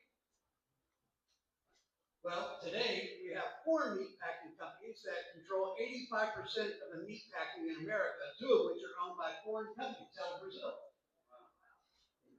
We've got the lowest cattle herd population in 70 years. We've got the highest prices. We've got the border closed because of New World screwworm, which is coming, by the way. And because of all of those things, the input costs on farmers. So that back in 1970, a packer made 30 cents of every $1 food. The rancher made 70 cents. Today, the packers make 70 cents, and the ranchers make 30 cents. Switch. Farmers can't afford to be in business today. I was talking to a farmer out in Beaumont. He was a rice farmer. Called him up a couple weeks ago and said, hey, what are you doing? He said, well, I'm going down to the granary to negotiate selling my grain because I'm going to have to sell it for 40% less than my input costs. So think about that. On an annual basis, farmers are paying and losing money to feed us. They can't afford to be in business. So before we get too fatalistic and want to start slipping the wrist, there are things that we can do, which is why I'm wanting to run in this race, wanting to be the next commissioner for the Texas Department of Agriculture, because I've been there. I grew a company in agriculture from 1 beehive in my backyard to the largest honey company, 120,000 beehives, and we'll bottle 100 million pounds of honey this year. We're the #1 brand in America. So it doesn't matter if you're in cotton, corn, or cattle. Everybody's got the same issue. We got to sell more products to more people for more money and clean up the food at the same time. So we've got a program here in Texas called the Go Texas program. Go Texas. And the Go Texas program is for local producers. And I was a member of the Go Texas program when I first got in the honey business back in the 90s, and I'll tell you, it had zero contribution or value to me as a company owner. Didn't help me get into retail, didn't help me market, do all the things that they talk about what it does. But if you go on the Go Texas website right now, it looks like an elementary school fundraising project with a bunch of candles and healing crystal earrings and things that really don't have much to do with agriculture. So we're going to rebuild that. We're going to probably split. We'll keep the Go Texas program, but we're going to create the Grow Texas program. So if you're a producer, we're going to help you get into retail. And maybe you want to get up at 4 o'clock in the morning and go put honey on the shelf like I did. Or we're going to go to retail and we're going to create a robust opportunity for producers to be able to go sell into retail. And then we're going to create a direct consumer platform that allows a producer to sell direct for the full retail price. Because listen, the challenge that we have in, if I sold, use these numbers, just round numbers, if I sold a bottle of honey for $2, by the time it got on the shelf to you as a consumer, it's probably $6.99, $7, $7.40, depending on where it is. So in the food distribution business, and I'm not demonizing anybody, it's just the reality. There's margin on top of margin on top of margin on top of margin. And so how do we compress that and give those producers more direct access so they can go sell more product to more people for more money? Now here's the benefit to us as consumers. You know, and I hear this all the time out on the campaign trail. You know, why don't we have mandatory country of origin labeling anymore? Well, we did until 2015. And the World Trade Organization came in and threatened American producers that if they don't get rid of that in Congress, if they don't get rid of that, they're going to embargo any American products that get to go around the world. So begrudgingly, our Congress took the mandatory country of origin labeling off. But today, I think people are concerned about where does my food come from? How did they make it? What's in it? And so there are things that we can do to help create an opportunity for consumers to be able to voice that concern. And how do you voice that concern? With your dollars. I don't think that government solves issues, but I do believe that as we create an opportunity for consumers to be buying directly from producers, they're going to realize the cleaner, healthier, more nutritious that food is, the more I can sell it to them. And I told some of these ag industries, we were meeting actually with Texas cattle raisers today in Austin, awesome people, and I said, consumers are more educated than they ever have been in the history of the world. Why? Because you have ChatGPT and Grok. You have all of these AI platforms. You can go out and what historically when I have been very difficult for you to really figure out, like how is this done or how is this grown? Now you can have it in an instant. So as a producer has an opportunity to sell to a consumer, and a consumer says, "Oh, does it have this in it? You do this, you do that." It's going to be very motivating for them to change the way that they produce food so they can sell it for the most amount of money. Now listen, our food supply needs it's very complex. You know, because you have all classifications. We need cattle meat for, you know, hamburgers at McDonald's. McDonald's isn't really wanting to pay a premium to U.S. producers. But we have opportunities to go sell Texas beef, the best beef in the world, to Japan because they revere Texas beef as like better than their A5 Wagyu. We don't want American producers to have to go take their animal and grind it up into a McDonald's patty. That's not going to help them save business. We want them to be able to go sell that in Japan and make as much money as they can.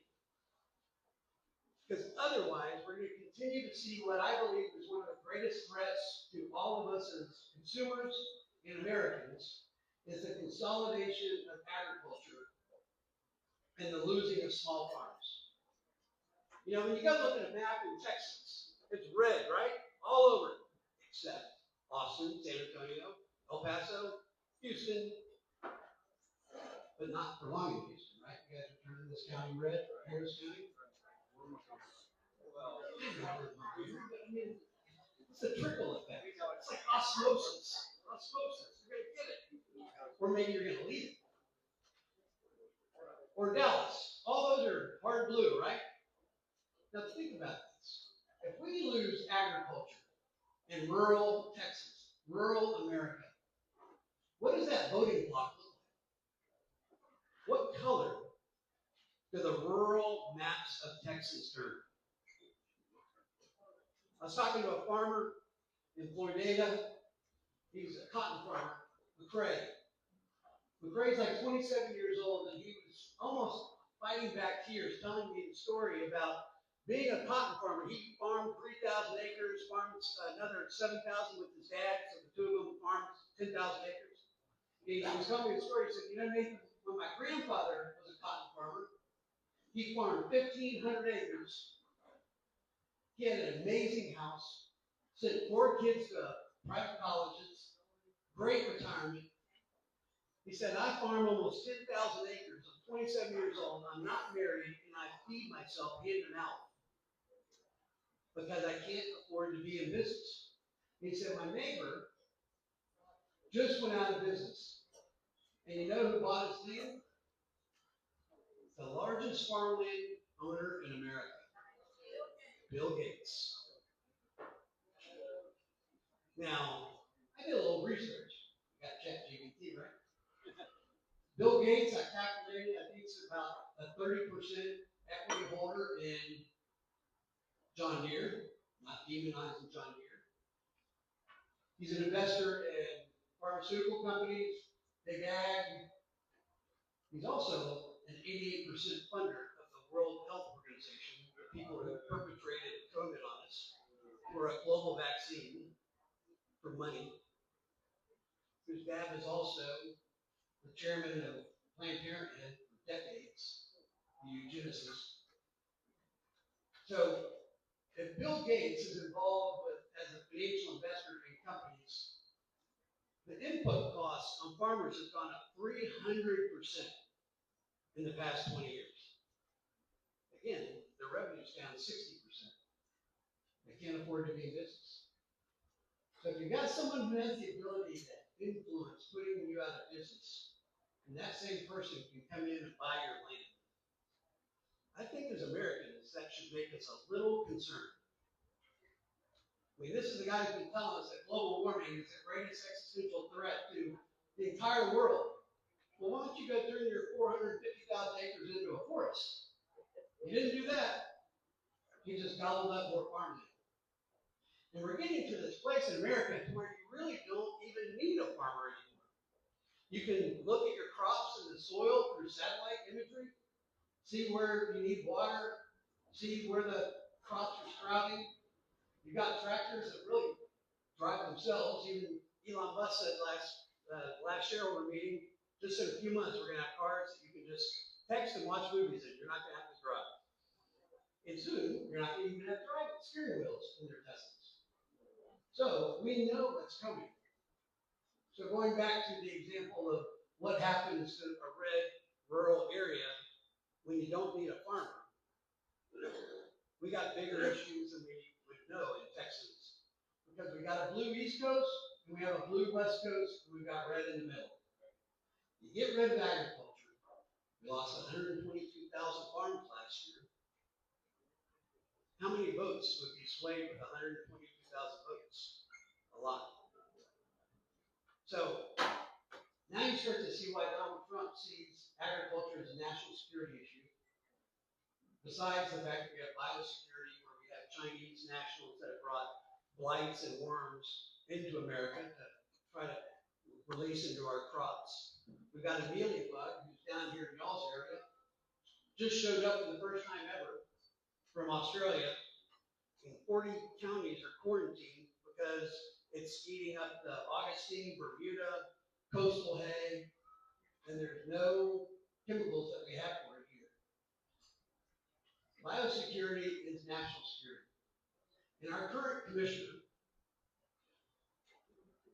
said that he had a trap to deal with the screwworm in a phase. And if you would just, he actually said the Trump administration would just get on board in the EPA and the USDA, I can get rid of 90% of the New World screwworm flies, and then y'all can just clean up 10%. Well, about, 2 months ago, Rick Rollins came out and said, why don't you stop wasting time and money and resources and let us execute and stop with your fly traps. Now, he spent $350,000 on those traps that don't work, which makes me wonder why. But at that same time, we diverted biosecurity dollars that are on checkpoints of things coming into Texas to ensure that we don't get things like the mealybug in our grasses. So it's a dereliction of duty. Yeah, it's like being in the military. I was in the Navy, you go up there on the watch and you find a guy on the watch asleep.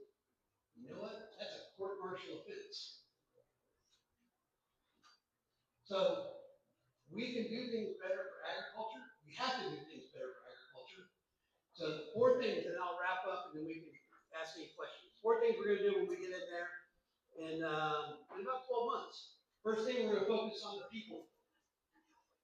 The culture in the Texas Department of Agriculture has been completely destroyed by a gentleman that was Sid Miller's former chief of staff. No, sorry, he was his former campaign consultant. And so when the hemp industry came to Texas, the TDA wrote the regulations for that. And Todd Smith, this gentleman, said that there are only going to be 15 hemp licenses in the state of Texas, which the license was $100. But if you want to guarantee that you got a hemp license, you give him $25,000, and he'll make sure you get one. So after having $150,000 wired to his account, they arrested him, charged him with a felony for commercial bribery, and prosecuted him, subpoenaed Sid to testify, I think, and then in November, all of a sudden he pled guilty to a felony bribery. But since he pled guilty, then he also negotiated a deferred adjudicated sentence. So, but he was unemployed because as part of his plea agreement, he couldn't be a lobbyist any longer. So he needed a job. So Sid hired him at the Texas Department of Agriculture, where he works today, being paid $218,000, leading the organization that he pled guilty to defrauding the people that they work for, farmers. So since March of this past year now, yes, 2026, there have been over 120 people leave the Texas Department of Agriculture. And most of them have been fired. Some of them just left because they just couldn't put up with it any longer. And I've talked to so many of these people who love agriculture, who have spent their life in agriculture, and even a gentleman, Freddie Bess. Freddie Bess was over biosecurity for 10 years at the Texas Department of Agriculture, and Todd Smith didn't like him and fired him. And they're even trying to keep him from being able to get his benefits and things like that. But we lost the guy who was over biosecurity for 10 years, and we just had this mealy bug show up in Texas. Maybe it's a dereliction of duty. So we're going to go in and we're going to fix the culture. Being a business guy, it's all about the team. Man, you give me a great team, we can take the world. So we're going to go in there, we're going to create a service-focused environment of excellence that has Christ in the center of it. And you don't have to be a Christian to work there. I had the Beatitudes at major names. So, you know, Jesus is a beekeeper. So, be loving, be kind, be faithful, be generous. And how she got it. Okay. And we did that to try to inspire people to live out our character traits. And so every month we gave, or every quarter we gave a $200 Amazon card to whoever won out of the 2 plants. But then we also gave a $200 Amazon card to the people who nominated them. You saw someone living out, I saw Bob, being generous, I write it out and I put it in there. So I would get a $200 Amazon card, and so would Bob. Because I wanted to inspire people not to just live ways, but see it in other people. So it's little things like that. We're going to bring in the TDA, and we're going to turn the people environment around. Second thing we're going to do, we're going to go work on process. Sid Miller raised fees by $26 million when he got in there after the Texas legislature wouldn't raise his budget because of his dereliction of duty. Couldn't be trusted with more money, so they didn't raise his budget. So he went and raised fees on the farmers, $26 million. He was audited, and they actually found that he overcharged by $6.5 million. And so they gave those fees back. But he needed to, because he's got a TV show he's had for 14 seasons that features the one and only Commissioner Miller, of course, the star of the show. So we're going to go in there, we're going to review all the fees, and we're going to figure out what programs are necessary, what programs aren't. We're going to lower fees. We're going to review all the regulations. We're going to ask the regulations, what was the goal? Is it health related, safety related, or does it help the farmer be a business? And if it's not one of those, then we're going to do it. We're going to make it easier for people to be in business in Texas. Then we're going to focus on that Go Texas program, and we're going to help more producers sell more product, more people, more money, and drive up the revenue. And the last thing we're going to do is we're going to go in and we're going to take the school nutrition program, which is actually under the Texas Department of Agriculture, and we were 44th in the country in nutrition programs last year. 44th. Anybody proud of that? We wonder why our kids perform at such a low level. I think we're 39th or 41st in education. And I heard the governor say at a luncheon down in Houston, I want Texas to be first in the nation in education. Well, we better think about how we feed our kids differently.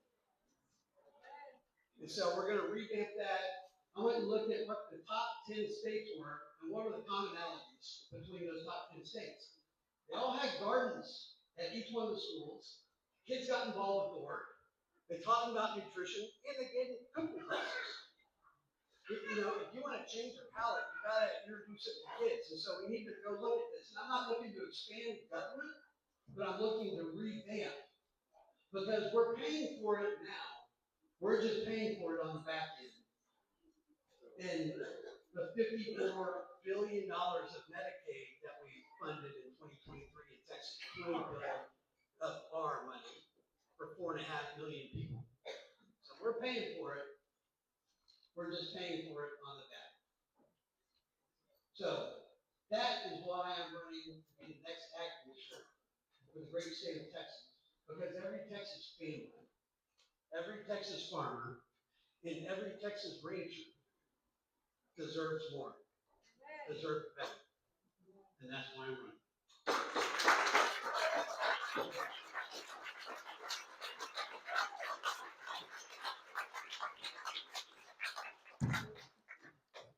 Anybody have questions? You want to come up front? We need it on the mic. We're back on the trail. No questions? No questions? Did I answer everything? You got to come up front. You have to come up here to the microphone.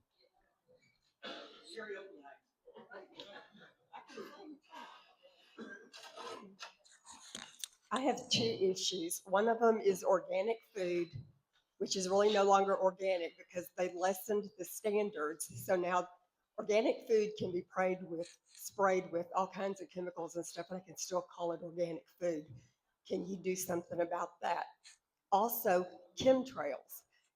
There's who knows what they're spraying, and it falls on the land, it gets on my garden, it gets in my little pond. I'd like to do something about chemtrails as well. Two great questions. I will tell you that when people talk about chemtrails in the past, you go, oh, conspiracy wacko. There are no conspiracies. They're all real. They're real. And it's coming from DARPA. And they are putting an aluminum radiation shield, so they say.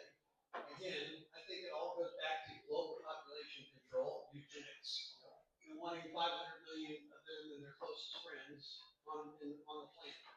So there are states like Florida, Arkansas, some states that ban chemtrails. And so, not being a legislator, I will exercise my influence with legislators to go and see what we can do to stop having chemtrails. Because they are having a negative impact on the bees. I really do believe that. And the organic program, you know, we've got to revamp the organic program. I mean, it's just at this place where people have a hard time trusting their food. And so it's some of that are regulations that are allowed by EPA, tolerant levels, and as it becomes more difficult, we buy. I've got about half of the organic honey market share in America, 50%, and all organic honey comes from overseas because we don't have organic areas in America. But the thing that we have continued to experience in certified USDA organic projects around the world are hot spot flares of glyphosate getting into these areas that are certified organic. And so Major Mix is like on double time, you know, ensuring that the quality of the product that we're putting in the bottle meets the same standards that we have, regardless of where it's from. So it's not just a U.S. issue. It is a global issue, and there's more glyphosate. I forget the exact numbers. I need to get it. But it's like 230 million tons of glyphosate used around the world annually. It is a huge amount. And what they tell us about glyphosate, about it just passes through our GI tract, I don't buy it. No. I don't buy it. Yes, ma'am. Okay, so my question is very much related to hers. I was going to come up and ask. I know you're a state commissioner, but what are you going to do? Because so many of these problems are on the federal level. The border security, the chemtrails, organic labeling and things like that. And I think you addressed it. You said you would do your best to influence. And I just want to kind of push home the point that that's very much important to us. So, you know, it's two-pronged. Do what you can in Texas, but do what you can to influence. So she kind of, you answered my question. Yeah, I will say that I was meeting with a group today, and I shared with them a quote from the CEO of another large cattle industry. And I asked the CEO, I said, once I'm the Ag Commissioner, what do I need to do when I first get in there? And he said, you need to spend the first 6 months traveling around the state and repairing all the relationships that your opponent has destroyed over his tenure. And it's all about him. And he has no relationship with legislators in the Senate. Charles Perry, who's the chairman of the Senate Ag Commissioner, Committee, has endorsed him. The head senator over agriculture in Texas endorsed him because they know that we have to do something different in Texas. And so I will tell you the one thing, one thing I am, you know, one, I love people, but I am the way I lead in business is I don't know everything. I know this, and I know this really well, but what I do know inside of that is how to lead people and how to surround myself with people who are experts in the areas that we need them to be experts. And so we're going to go and work on those issues in Texas, and we'll go work on those in Washington, D.C., and we'll go work on those in New York City if we have to, and get these things for the betterment of Americans. Hi, thank you for coming, speaking to us. So as our Ag Commissioner, what could you do to stop the injection of our animals with mRNA technology? We talked about that very thing today. Beef cattle do not have mRNA injected into them. Poultry does not have mRNA injected into it. Beef or pork does. So, I was talking, I get an annual physical at Cooper Clinic in Dallas, and I had my physical a couple weeks ago. I was talking to Dr. Tyler Cooper, who's my doctor, and his dad is Kevin Cooper, started Cooper Clinic. And I was talking to him about the mRNA vaccines, and I was a little surprised that he was a proponent for them. And that's nothing about Tyler. He's a medical doctor. He said, I think there's some really good science there. We just have to collect a lot more data. They're new. And I said, you keep seeing all these young athletes dropping off like flies on the football field, basketball court, baseball. Do you think that's connected? And I don't think that the health of Americans should be the area where we're collecting data. So we talked about it today at my meeting, and they said, if it turns out that they can be impactful, and really help producers and not get into food, then maybe it could be a good thing. We weren't advocating for it. And I think at the end of the day, we use things in agriculture. Animals get sick, just like people. We got to make sure animals are healed and restored. Crops get destroyed by pests. We got to sometimes use those tools for agriculture to be able to get rid of the pests. But the thing that we need to have to figure out how we do is ensure that those things don't wind up into our food supply. So it's not because farmers are nefarious or ranchers are nefarious at all. Man, these are red-blooded, God-loving people that eat the very food that they produce. Except for Bill Gates. I like this crowd. We're mad. We are mad. We are mad. So we want to help farmers and ranchers be successful. But at the end of the day, maybe we put it on the food companies to ensure that they have processes to ensure that those things don't go from a farm to a table that have things in it that we don't want in our food. And again, last thing in the world I want people to feel is like agriculture, like we're demonizing agriculture, because we're not. We need to help farmers and ranchers be successful, because we already talked about losing it. There's a lot of negative things about losing farms in America. Yes, ma'am. I like Nate's honey. God bless you. Yeah. Oh, you're so great. Okay. I'd like for you to speak about solar farms. I understand that a lot of grain farms, for instance, cotton farms are being sold into solar farms. And I understand that it ruins the soil forever. Would, would you explain that? So I sound like a broken record, but farmers can't afford to be in business anymore, right? So on their P&L, their profit and loss statement, they're losing money. But maybe over on their balance sheet, which is the other side of their financial statements, maybe they've got a little debt on that land. Maybe it's clear and free. And you got a farmer, the average farmer in America is 60 years old. His kids don't want to farm. Why in the world would his kids want to farm and go through the same struggles that they've seen their dad go through or their grandpa go through? So a farmer can't afford to be in business because of their revenue being so low and their input costs going up. They got no one to come in behind them. It's like their golden parachute is to sell their land to the highest bidder. And you know who pays more than anybody else? Wind farms and solar farms. But now that we have got an administration that has cut off their subsidies, at least until I think it has to start and be ended this calendar year. It starts in January. So if you can't get your solar farm done or your wind farm done, you don't get any government subsidy monies anymore. So it starts to throw off the economics of the solar and wind farm business going forward because it's a subsidized business. It's not a real thing unless you are wind or solar. Sorry. But it's not the solution for us from an energy standpoint.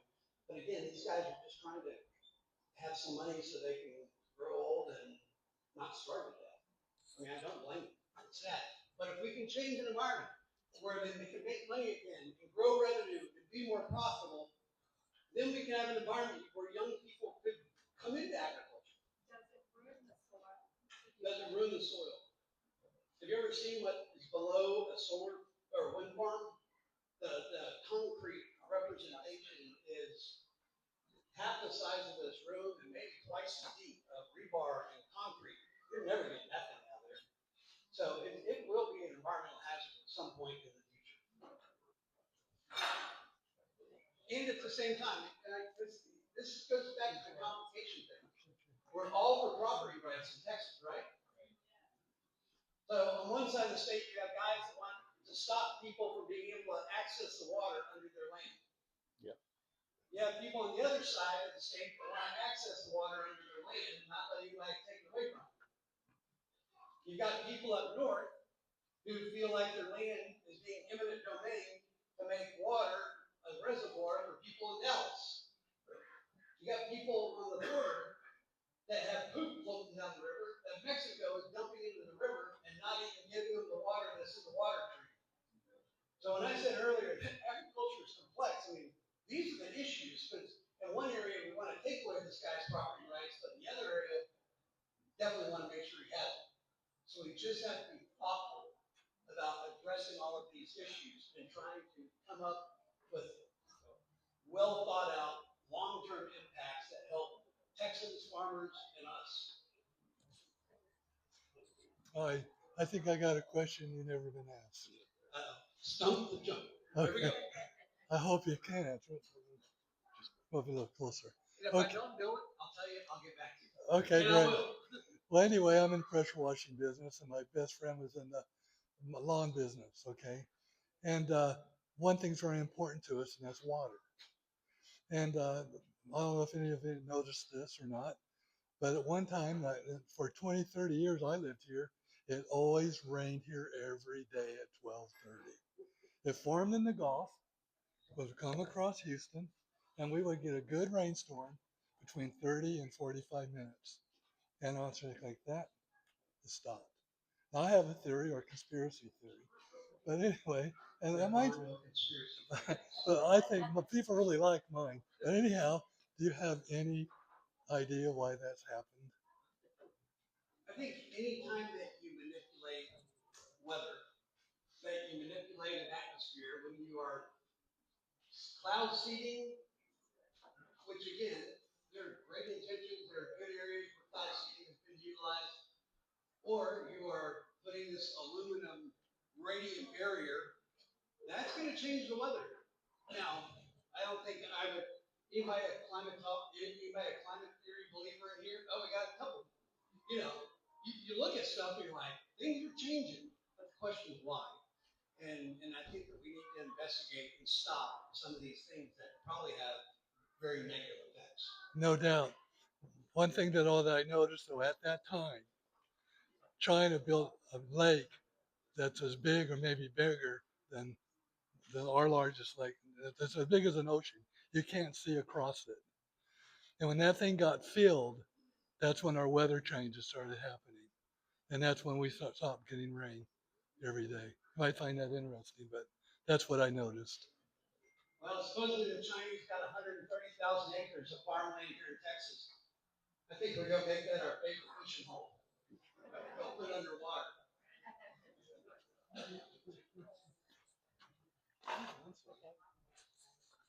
So, do you know what a bioengineered ingredient is? Yes. I'd like to know. Well, any bioengineering is going into their DNA, genetically modified foods is bioengineering. And so they're going in, they're modifying, they're grabbing genome traits, a flower that might have larger flowers or it requires less water, and they're trying to replicate that. And so that's what GMOs are. And we see it used not just in agriculture. I don't know if you watch who's the talk show host guy in Austin, the bald guy? Yeah, Joe Rogan. Joe Rogan had a guy there that they recreated a dire wolf, a wolf that's been dead for thousands of years. And they GMO'd it. They took some of the DNA strands and multiplied it. And so the part where I think GMOs are definitely not good is when you're utilizing it to add things into the food. Now I will tell you, and this is a little shocking. James and I were meeting with the president of a trade association in Austin, and he said that when he got out of college, or when he got out of law school in Austin, D.C., they sent him to Iowa to go work in a presidential campaign in like 2001 or 2000. And when he showed up in Iowa, everybody was up in arms on Monsanto, the Democrats, the Republicans, and he's like, what in the world is going on? And they were railing against a 2,000-acre farm where they were taking vaccines and GMOing them into the produce that was being grown to deliver vaccines through the food we eat that's grown on farms. To me, that's what kind of keeps me up at night, to think about that there are multinational companies that just view us as a checkbook. We got sucker written on our head. And we need to be very aware of what's going on and vote with our dollars and be involved, which is why you got it here. Yeah, it's hard to find anything that doesn't have bioengineered ingredients. It is. I mean, they want to, you've seen this, have an apple that's not GMO, and it wilts up and dies within a few days versus an apple that is GMO and it sits there for weeks, months. And so part of that is about food supply. We've got as Americans. Who wants blueberries all year round? All of us. But you know what? In America, blueberries don't grow all year round.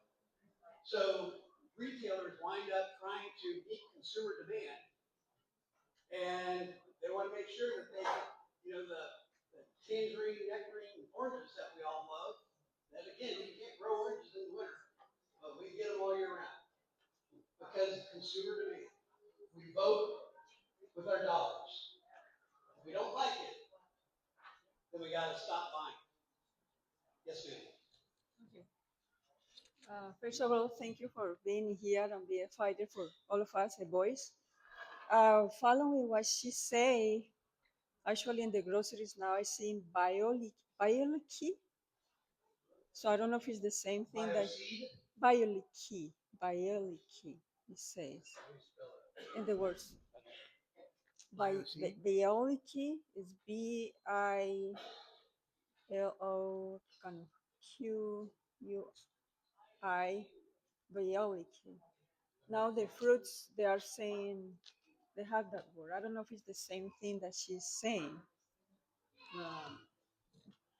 Here, do this for me. Biology. Just Or put it biology. into my Google search and Because I have, type it in right there, and we'll search it. okay.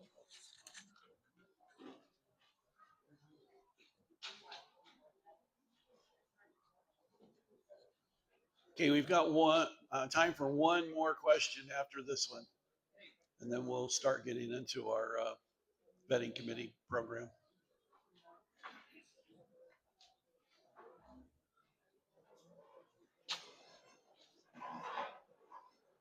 IoT. It's the same thing.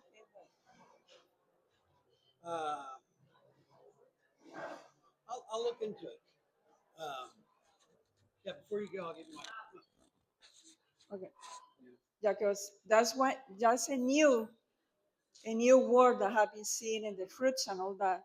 I love gardening, but the question of what I came for stepping is about our seeds. Seeds, SEED, seeds. The seeds are disappearing, have been disappearing from our fruits. That is controlling. Yeah, that's part of the GMO. So when you get seeds, because like if you use a Monsanto seed on your farm, you're not allowed to carry seed over from one season to the next because it's not your property. That seed is Monsanto's property.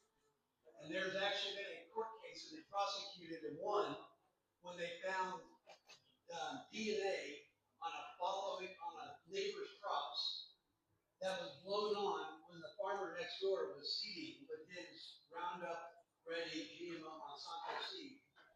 And they prosecuted him for intellectual property theft because of that. And so, part of the issue with consolidation in America, because of private equity investments like BlackRock, Blackstone, things like that, we used to have hundreds of seed companies. Now we have a few. We used to have hundreds of grain buying companies. Now we have two. We used to have a lot of tractor companies. Now we have two. We used to have thousands of meat packing facilities. Now we've got 4. So that is the nature of consolidation. You got to go bigger to be profitable. Now we grew bigger and we maintained profitability, but we also maintained the same standard that when we were small as we got big. And so it has to have corporate self-discipline. And if it's just about money, then we're all in trouble. yeah. So follow the money. Follow the money. There was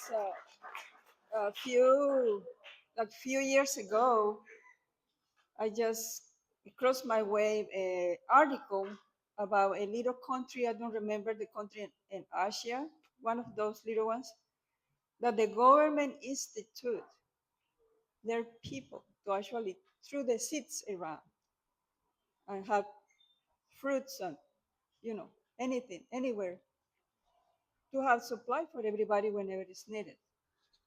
So I hope that we will get there. Thank you for being in here. One more. Pull up the rear. Big red. Oh, well, yeah, I've got one question, and it's about bees. Now, there might be a shortage of bees in the state, but there's not around my house. They get in the walls and make hives, and then I had to pay $1,400 to have somebody come out and get them and take them somewhere. And they had 20 gallons of bees that he carried off when he got finished. Now they were gone for a while, but why not? Why wouldn't the state have some group that would come out and get those when people have problems like that, and then take them somewhere where they could be put in a hive and do some good? Yeah. So when I got into the bee business, you have put your money where your mouth about this, so I commend you for that. Because a lot of people just, throw a fogger in there and kill them. $1,400 to get that beehive removed is awesome. But when I got into the bee business, I called the pest control in Plano, Texas. I said, hey, if anybody calls you and wants bee removal, get my phone number. And so that first year that I was a beekeeper that summer, I think I removed about 20 bumblebee nests and not many beehives.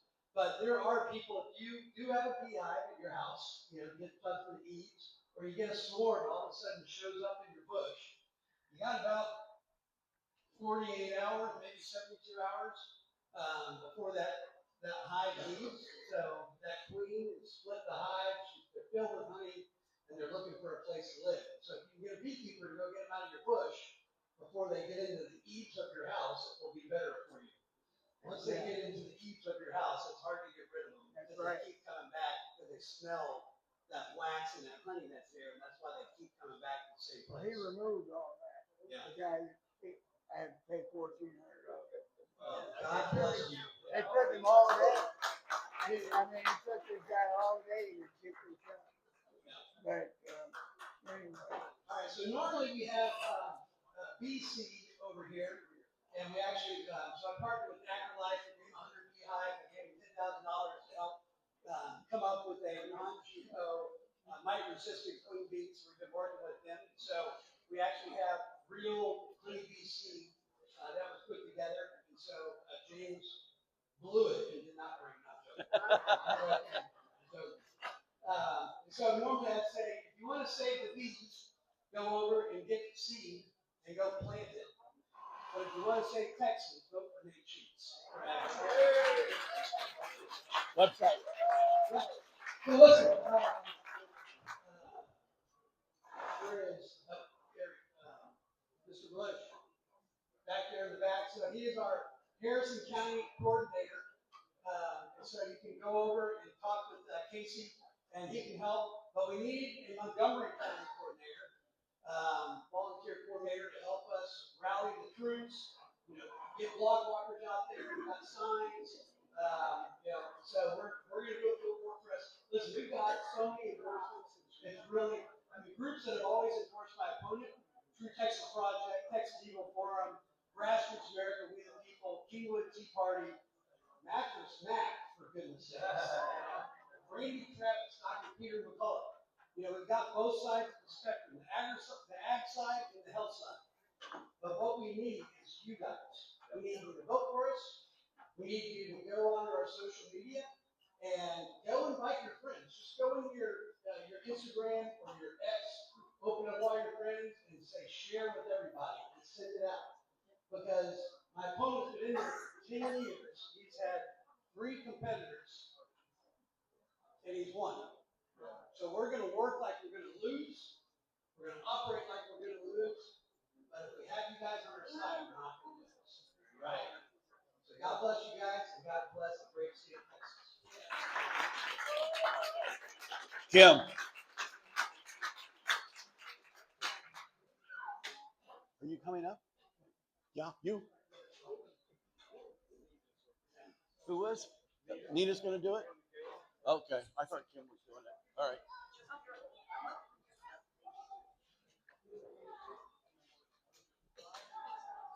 I'd like to invite you to our Trump Reagan Gala. It's coming up January 17th. I have brochures for everyone. We have our keynote speaker, Ken Paxton. We also have Senator Pat Phelan, State Senator Mays Middleton. We have State Representative Steve Toth. We have Don Huffines, and our MC will be Kenny Webster. So we're asking that you all come and support our Montgomery County Republican Party.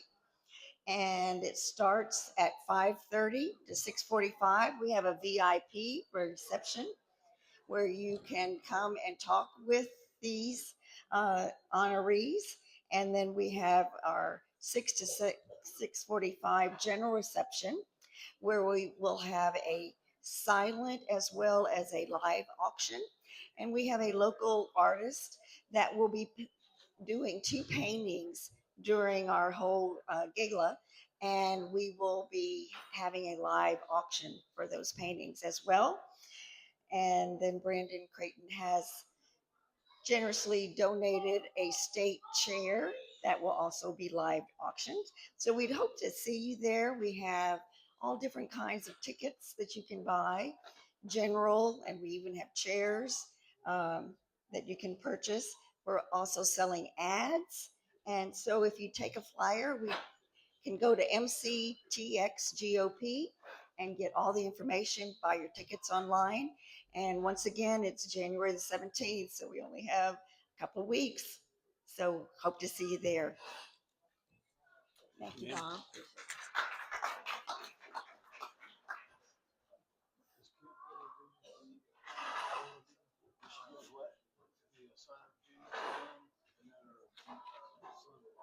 Is that what you want her to do? Well, yeah, she could just pick a 5%.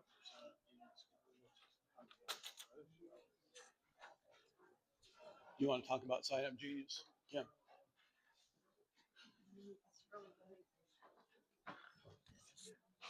So the Montgomery County Freedom Caucus will have a sign up genius. It'll be put out shortly.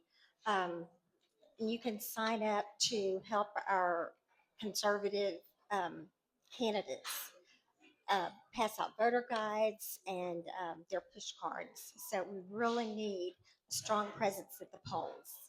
Because the rhinos are going to be out in full force, and we need to make sure that all our candidates are supported. Dan?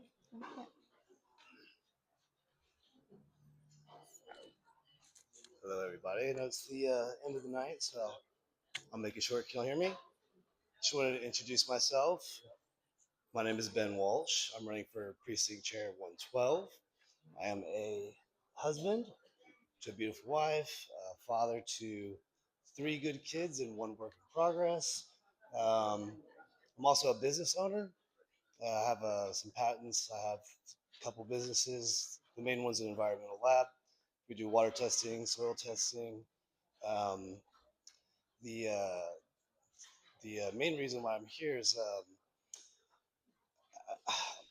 above being a business owner, I'm a real big people person, but I've noticed a lot of Californians move here. So I think it would just be best if I could keep Texas, Texas, if that makes sense. I don't mind the California people, but I just want to keep Texas, Texas, make sure that my kids enjoy the same freedoms and liberties that I had growing up. If we could do that, I would be so happy. So that's why I'm running for precinct chair. Thank you.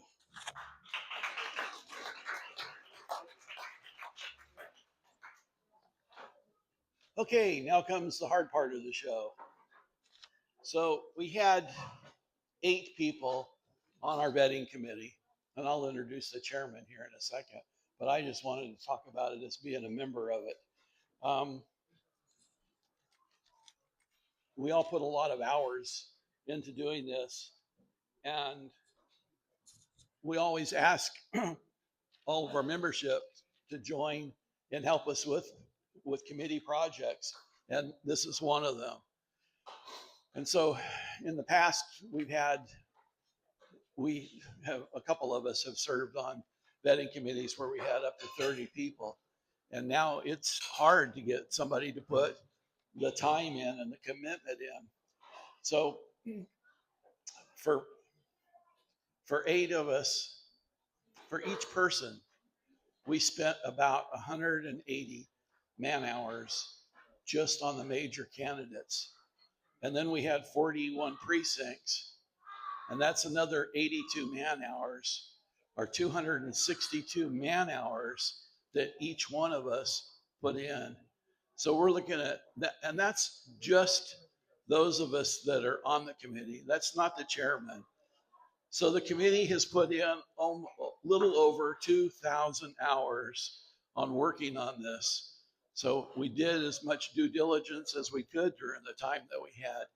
And now I'll introduce John Wirtz to come and give us the report.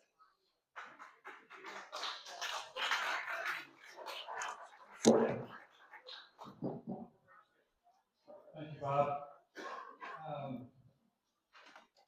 Let me start off, first of all, by thanking my bride here for putting up with me to make sure that I'm frequent at your home. She's been very patient with me, so I appreciate that. Give her a hand again. Yes, that's right. So, Wanda, you got that thing going? It just gave me a question mark. So, the Google Doc doesn't want to load now. Okay, so I'll get started here while she's working on that. I want to introduce the committee. Like Bob said, we put in a whole lot of hours, and we actually got a late start. There's some reasons for that I won't go into, but we got started around mid-October, and we finished pretty close right up against Christmas.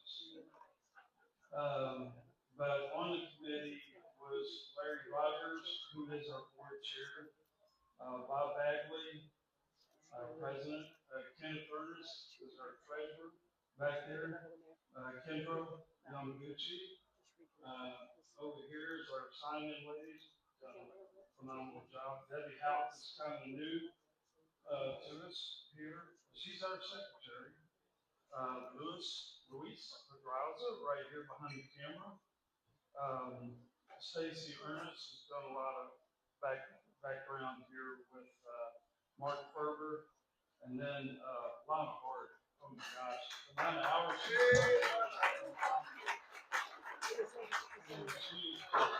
she picked up where our other tech left off, and man, it's been tough work. So anyway, and then Charles Shirley has helped out on some research. And also a big thank you to Del Linden for the use of the Women's Bible Church. Where almost all of the interviews were conducted. Let me go over the vetting process a little bit. I know some of you folks have been around a while, probably remember this. It's a little detailed, but bear with me. We send all the candidates a questionnaire that we have contact information on. We offer an interview upon completion of the questionnaire in almost all cases. We record a 1-hour video interview in person, not a Zoom, not anything else like that. We want them in person. I was in sales for 30-something years. I was with them for 15. I want to see somebody in front of them, and so did everybody else in the committee. We also conduct independent research. In fact, our research went right up to this meeting, believe it or not. And we had a meeting for about 45 minutes. All of the above figures into the final score. Oh, here we go. So the 2026 vetting scope basically is we have 47 of approximately 62 candidates across 22 contested races, excluding the 41 contested precinct chairs that answered a race-specific Montgomery County Tea Party PAC questionnaire and were invited to an interview, as I just said. 36 interviewed, 11 did not. That's a lot of interviewing going on in the 2 months. Just to find those folks, contact them, get a questionnaire to them, and get them in for an interview. 9 out of the 13 federal candidates contacted did participate. 15 out of 19 state candidates contacted, participated. 23 out of 30 locals participated. And that's including 10 out of 14 judicial. Thank you all to who participated. Please give these guys a hand. Really appreciate that.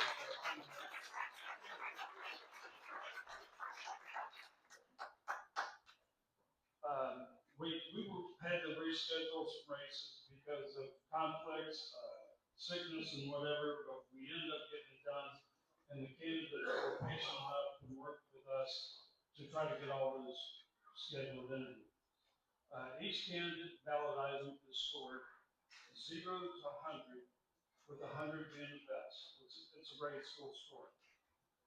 If you don't come in for an interview, it's minus 25 points.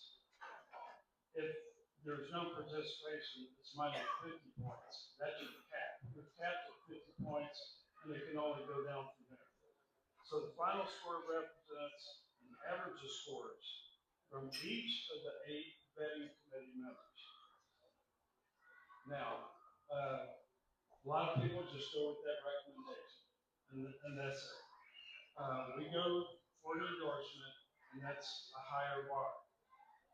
The average score of at least 8 must be achieved, and it must be at least 10 points difference between opponents' score.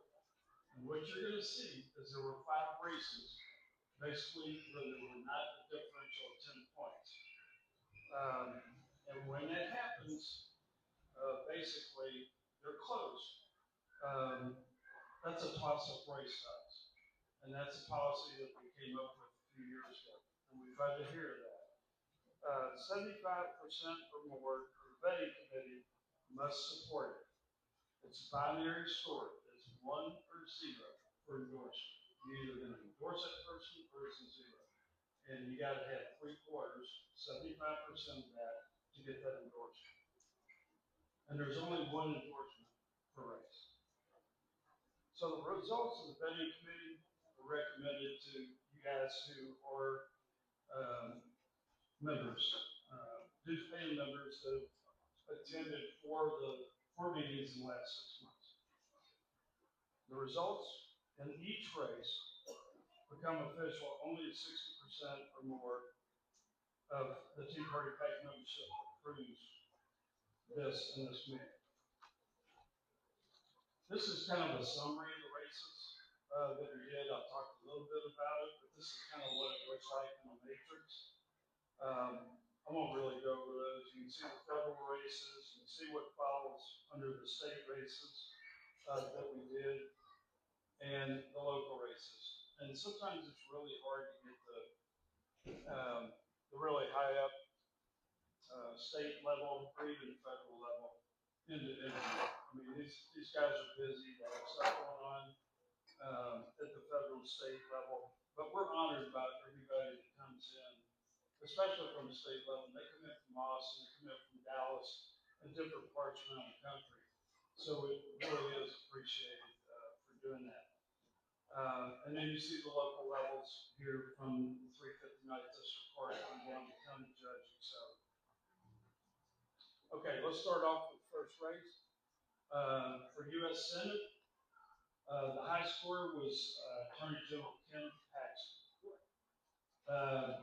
Now, the 75 out of 100, he wasn't able to come in and interview, so he's capped at 75. There's no Attorney General that stood up more for citizens than General Paxton.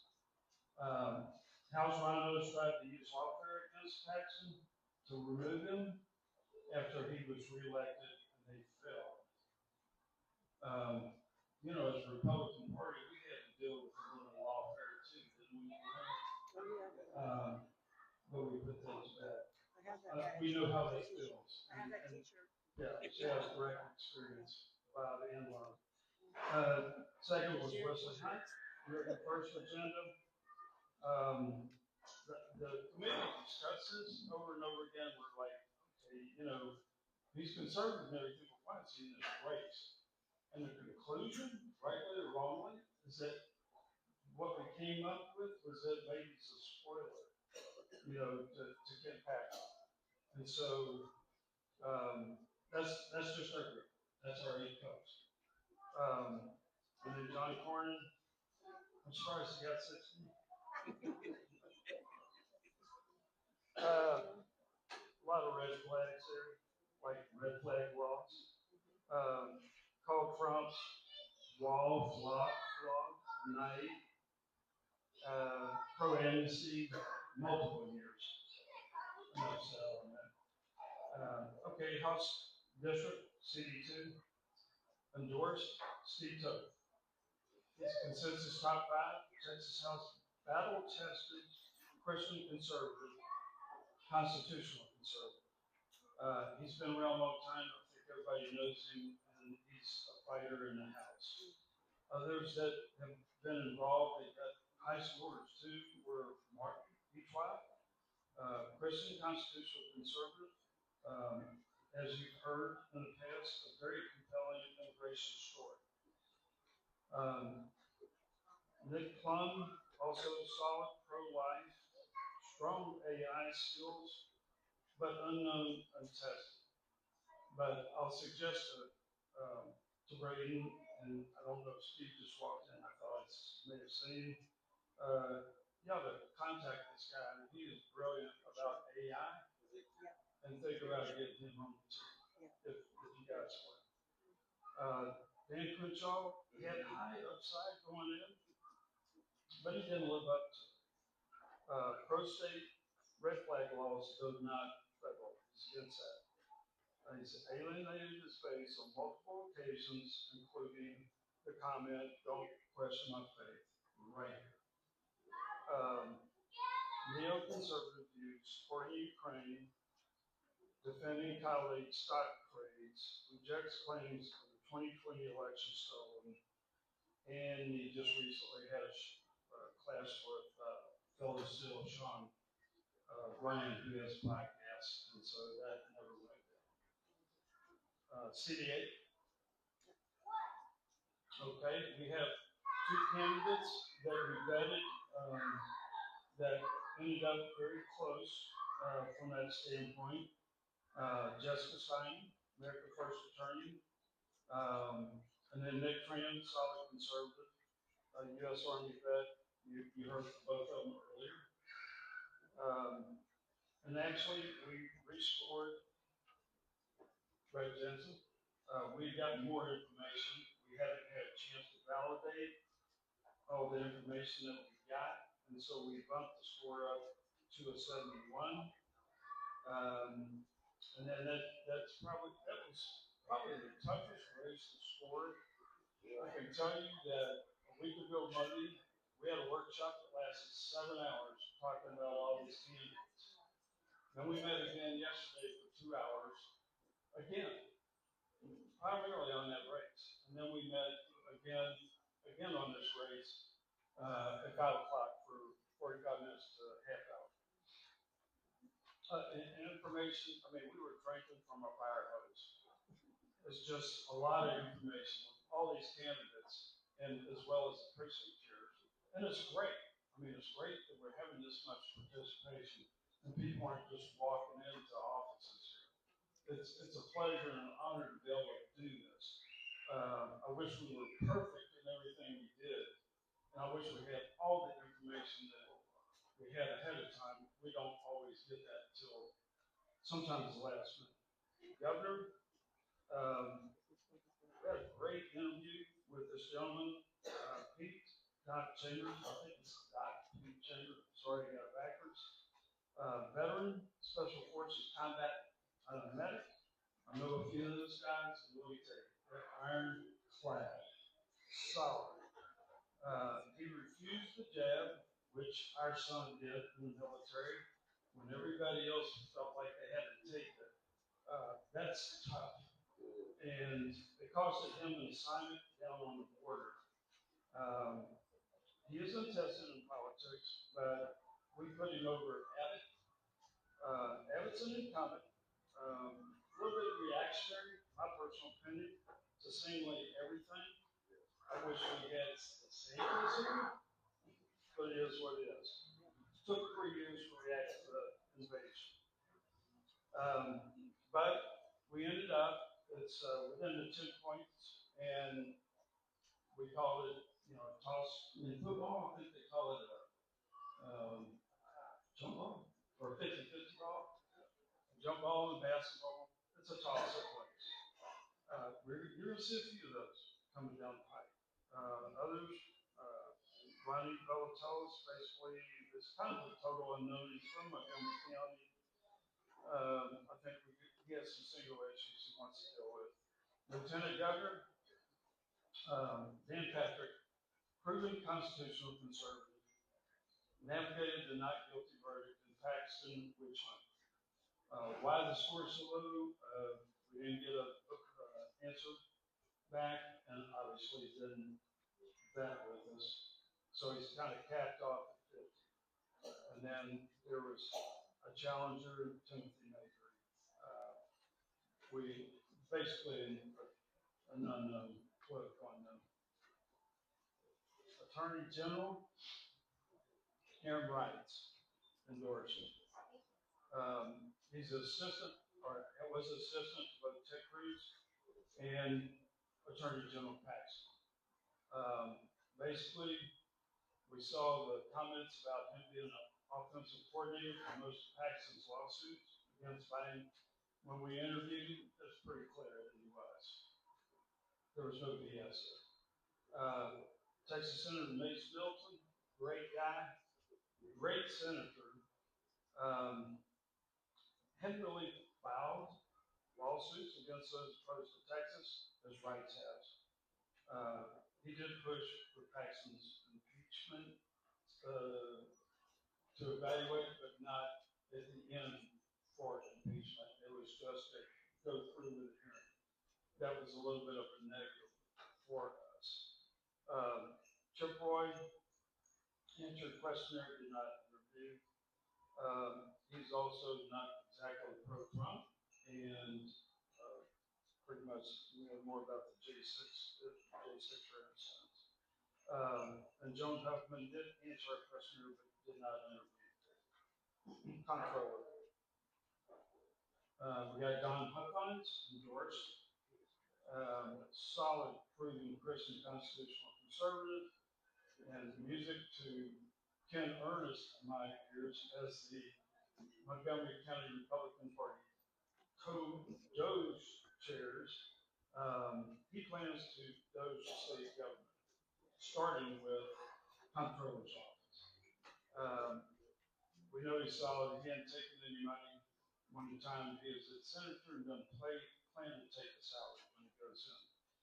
Kelly Hancock, appointed by Abbott, 56, political ally to the governor, one of two senators voting to impeach Ken Paxton at the end on the backside. Kristen Craddock, currently railroad commissioner, laid on a questionnaire and did not interview. Agricultural Committee, Nate Sheets, endorsed with an 86. He's intent on cleaning up the waste fraud and abuse in the department. You heard from Mr. Sheets here. We felt very comfortable in our endorsement of him and did a good job. Sid Miller is big persona in the state, has filed suit against Biden, but has had issues, as Mr. Sheets indicated, was convicted felon chief of staff, consultant Todd Smith, and family, as well as other colleagues and family that he's cared for under nepotism. Railroad Commissioner, James Wright. He's an incumbent. He tapped out at 75. He wasn't able to come in and interview with us, so that's where he is. James Matlock, kind of a pretty much an oil and gas blue collar experience and untested. And then Bo French, he's controversial Tarrant County GOP chair. I'll let you read what he did. Well, you can't read it. Okay, oh, I'm sorry. So I'll tell you guys. In June of 2025, that was supposed to be worded tonight. In June of 25, he conducted a poll asking followers whether Jews or Muslims posed a greater threat to America.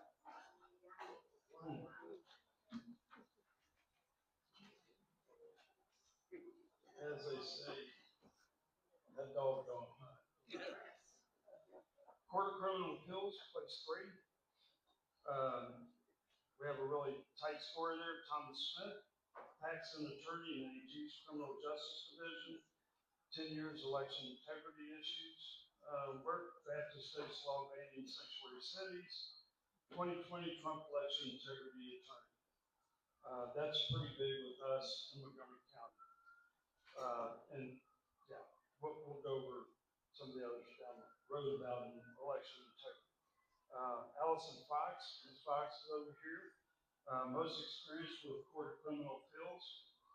He's handled 74 direct criminal appeals, 4 oral arguments before appellate court, 4,000 post-conviction hits, 7+ years in DA, appellate, and CIU divisions, all told 9+ years of Court of Criminal Appeals, 2 decades in the appellate arena. And Leslie Fitzpatrick, I didn't know there was 4, all we saw was 3. Answered the questionnaire, but did not enter. Court of Criminal Appeals, let me say too that, a lot of times we have to hunt down or hunt out candidates for a position to find who's running for all these positions. And then we sometimes can contact them and sometimes not. And the reason being, they're filing on the last day or the next last day. But the last day was Monday, December 8th. They tell you how many people filed on the last day. Well, guess what? It doesn't register on Secretary of State's website if you're writing a check to them or to the local or wherever you're filing. It takes days to clear, so we're sitting there watching this for a couple of days trying to find out who else might be in it. And that's why we probably missed one of your opponents there. Criminal Court of Appeals, Court of Criminal Appeals, place 9. Sorry, it's 5. John Messenger, all your precinct chairs, if you go into Guadalajara's, he's been there before and probably had a chance to meet him there. 15 years experience representing the state in the Court of Criminal Appeals. Will tip the balance of power to conserve the majority in the Court of Criminal Appeals. Jennifer Polito filed late on the last day, missed it. We got a questioner out to her. It's supposed to be due 12/20, didn't come in until 12/21. That's kind of like what we were dealing with in a lot of cases. State Board of Education, take the out of her, Tiffany Nelson, endorsed. Solid Christian conservative, a mama bear, who is ideally suited for this role. Both the Conroe Independent School District and this position. Or Barbara Denson, she did come in and interview. A couple of issues that she said in 2 different areas that were videos, said that the GOP should not make abortion a major issue. And then secondly, at the RPT convention, she said the line in plank 132 of the RPT platform, homosexuality is an abnormal lifestyle choice, should be removed. It doesn't accomplish anything, and it's mean. Well, it's in the platform, and there is something biblically about that. That's Leviticus 18:22. You shall not lay with a man as a woman. House Rep District 3, Kristen Plaisance, endorsed. Kristen Conservative, a party, I told you I was going to say something about election integrity and the candidate to push that. She is a party leader in the Montgomery County Republican Party and beyond on election integrity. Has a plan also to remove all property taxes. Representative Bell was censured by the local Republican Party. It was not a Rule 44, as Mr. Baker continues to claim. It was a general censure, which I could censure Bob if I can get the county executive to maybe go along with it. And basically, that's about what we did. He also broke with the GOP caucus to elect Rhino Speaker Dustin Burrows with the Democrats. Didn't respond either. No survey, no interview. Yeah, no survey, no interview from Mr. Bell.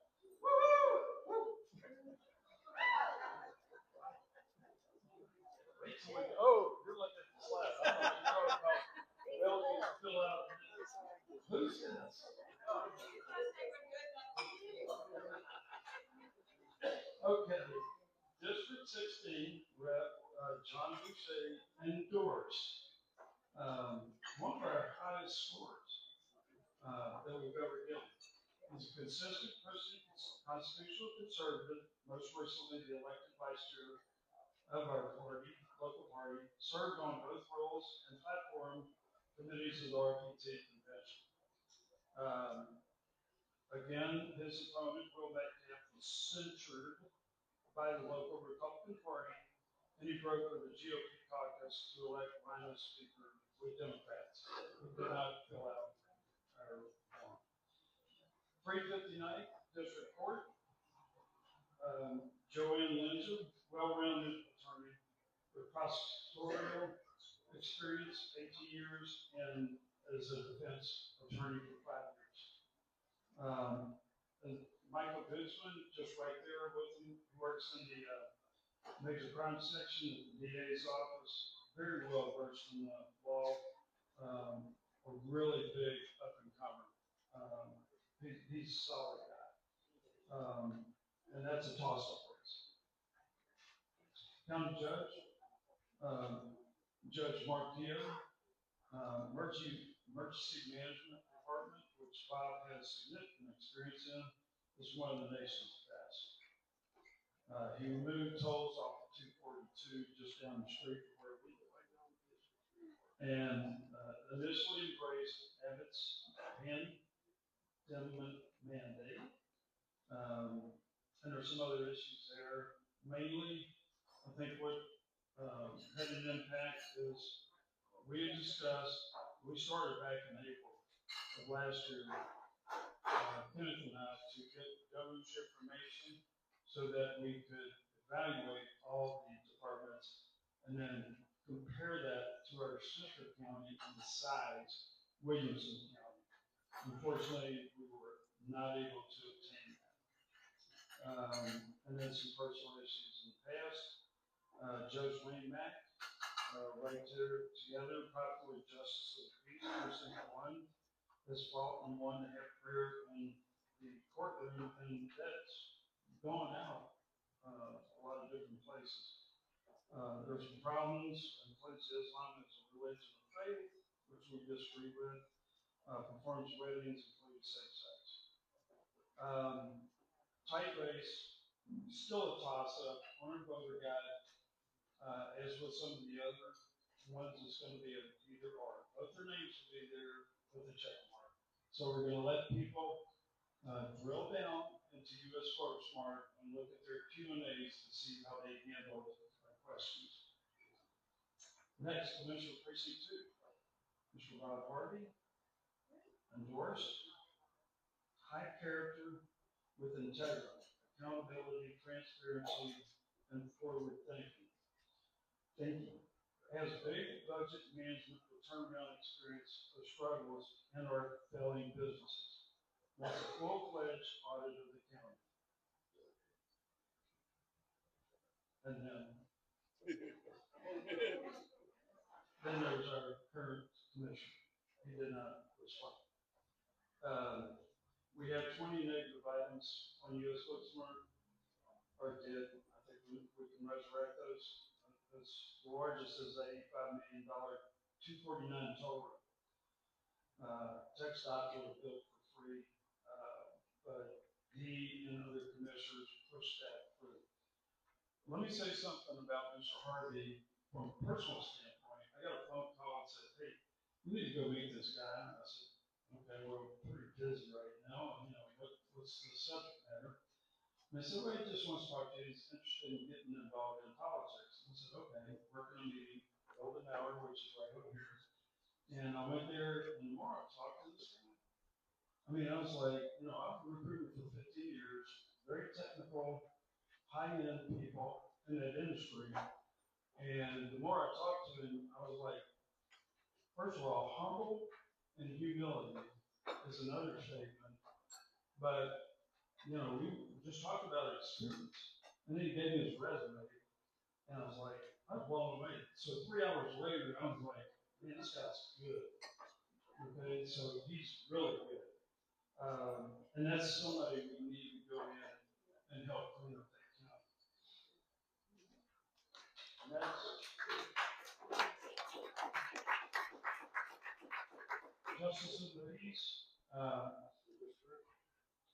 I'm sorry.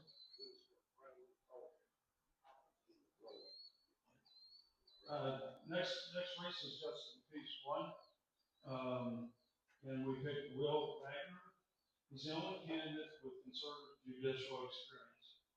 You've probably seen it in the news lately. He has been recently arrested for DUI.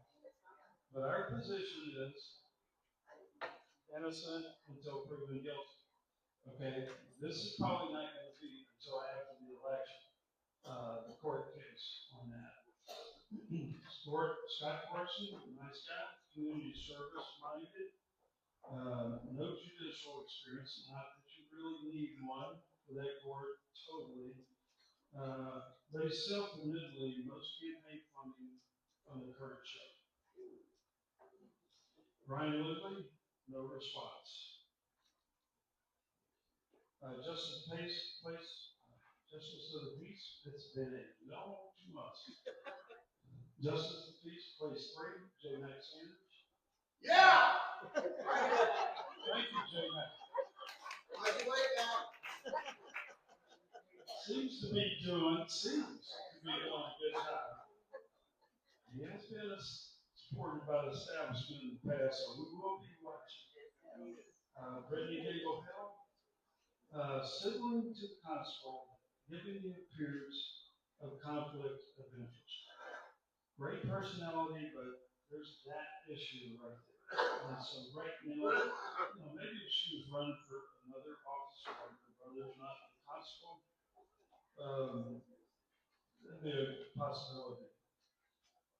Justice of the Peace, place 5, Billy Madison.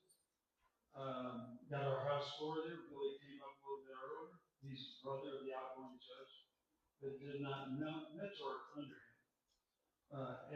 Ashton Hebert, a little lower score. Prior law enforcement, mentored by the retired judge, Matt Madsen, right. This brother's brother.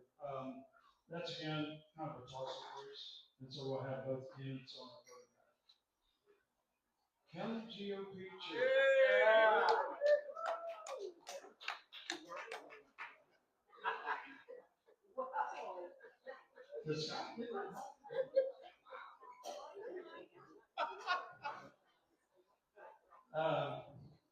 Gwen is a quiet leader, but there's nobody more fair in calling ball and strikes than Gwen Whitlow. Under her leadership, the county executive committee has raised it's over $260,000 in 1.5 years, more than her 2 predecessors did during their 6-year reign. Think about that.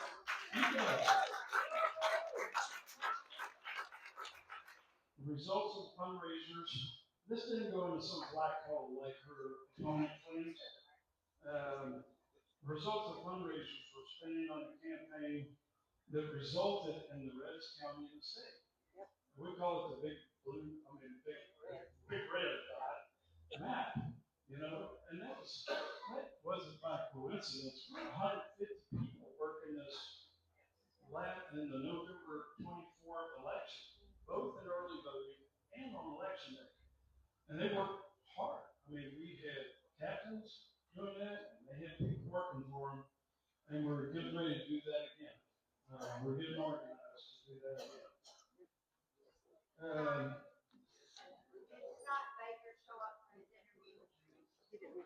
No, he didn't respond to the questionnaire. And if you don't respond to the questionnaire, you don't get an interview. Here's all our precinct chairs, 41. I'm sorry? Yeah. These are the 41 opposed precinct chairs contested. As you can see at the bottom, 17 are incumbents, 20 are newbies, and there's 4 others. We did not interview them in person. There's no way we had time to do potentially 82 people. Most of them did questionnaires, and so they will be gone on the voter guide. I think you met some of them tonight. It's an impressive group. tell you, back in 2016, I got before the Tea Party and said, hey, there's 8 conservatives in the Republican Party. I need some help. We need some help. 8 out of 8. And now we have a 2/3 majority. And we're intent on keeping it.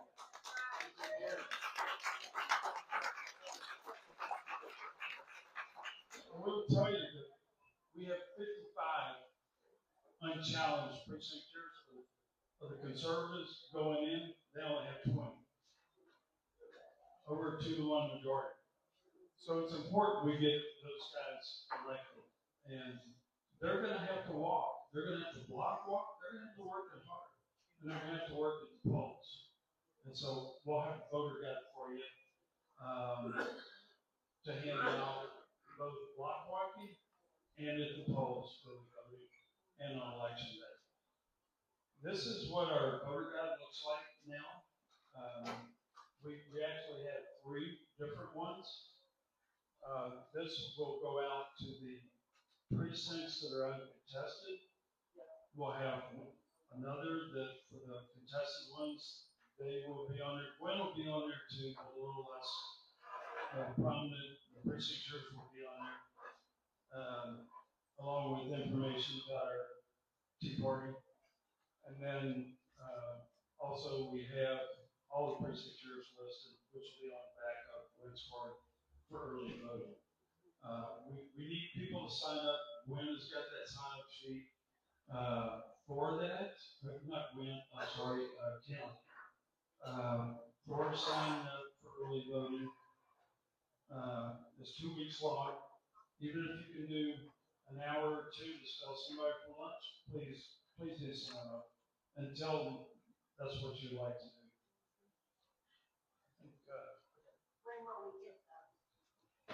Voter guides, it's going to take, if you guys approve what we've done here, and it takes 60%, right, of the membership, then I go to the printer, let them know, hey, we're all good to go. We're still waiting on some precinct chairs information, but it'll probably go out tomorrow.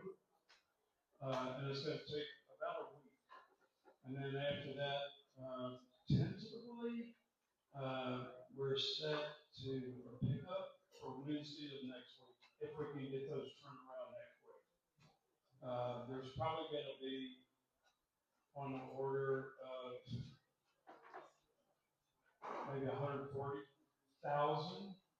voter guides that will be on one frame or another. So yeah, please sign up. Yes, ma'am.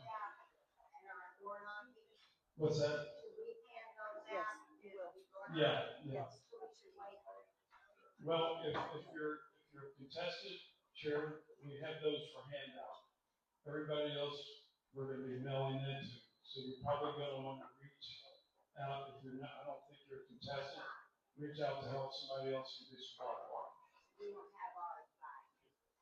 And it helps us save money.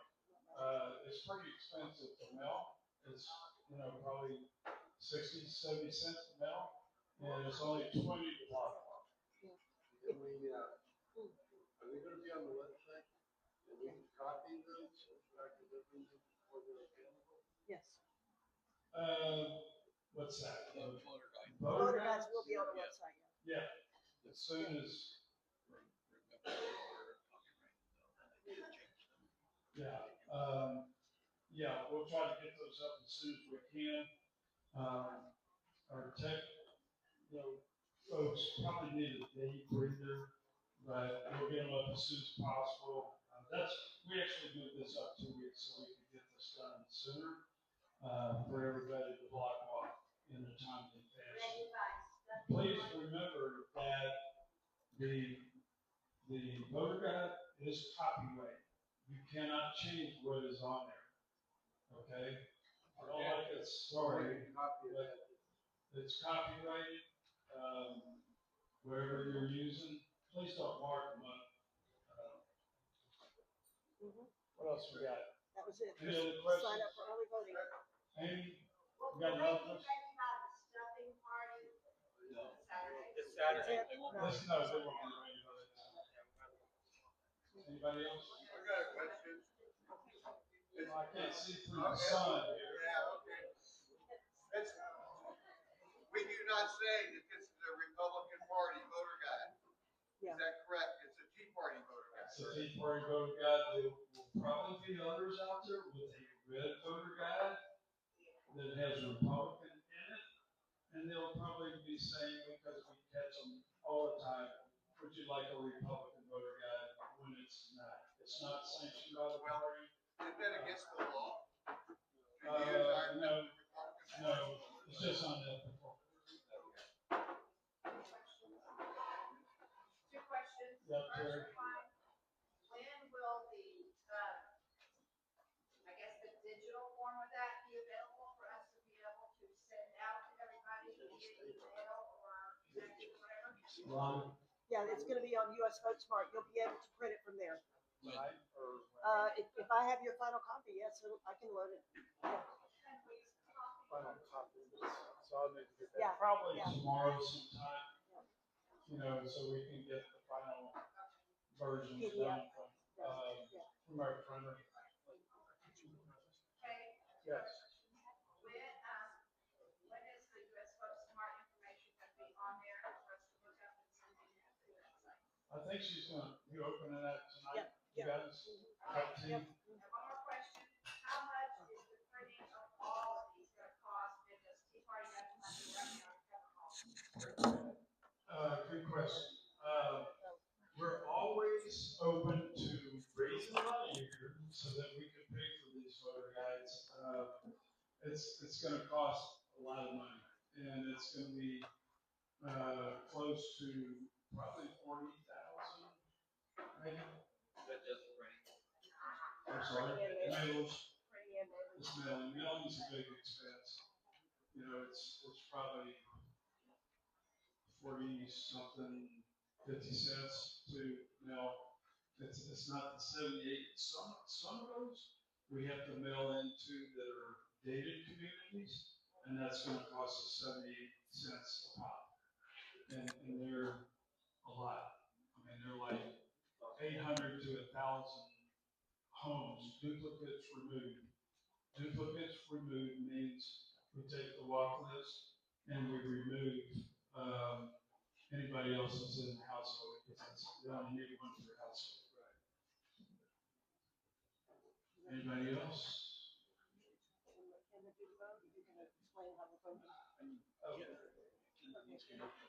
Okay. And so Lana's gonna talk about what US Vote Smart. Oh, okay. Are you gonna do what? No, I just wanted to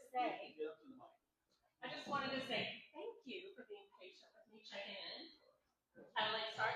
But I want y'all to make sure you sign in before you leave. That's all I wanted to say.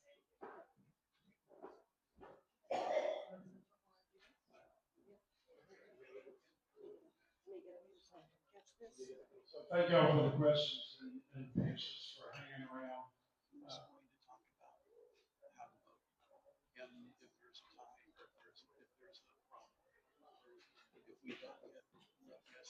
Okay, so everybody that's a member, used to be a member, you should have gotten your ballot in your tag, name tag there. And so basically, if you check, if 60% of you guys check the yes column, it's over. Basically, it's approved and we go forward from there. If we have less than 60% and there's no's there, and it's all based, or not all of it, but, you know, if there's some based on certain races and it's greater than or less than 60% approved, then we won't display that race. Does that make sense? So 60% approval, it's a moot point after that. It's good to go and we move on from there. Any questions?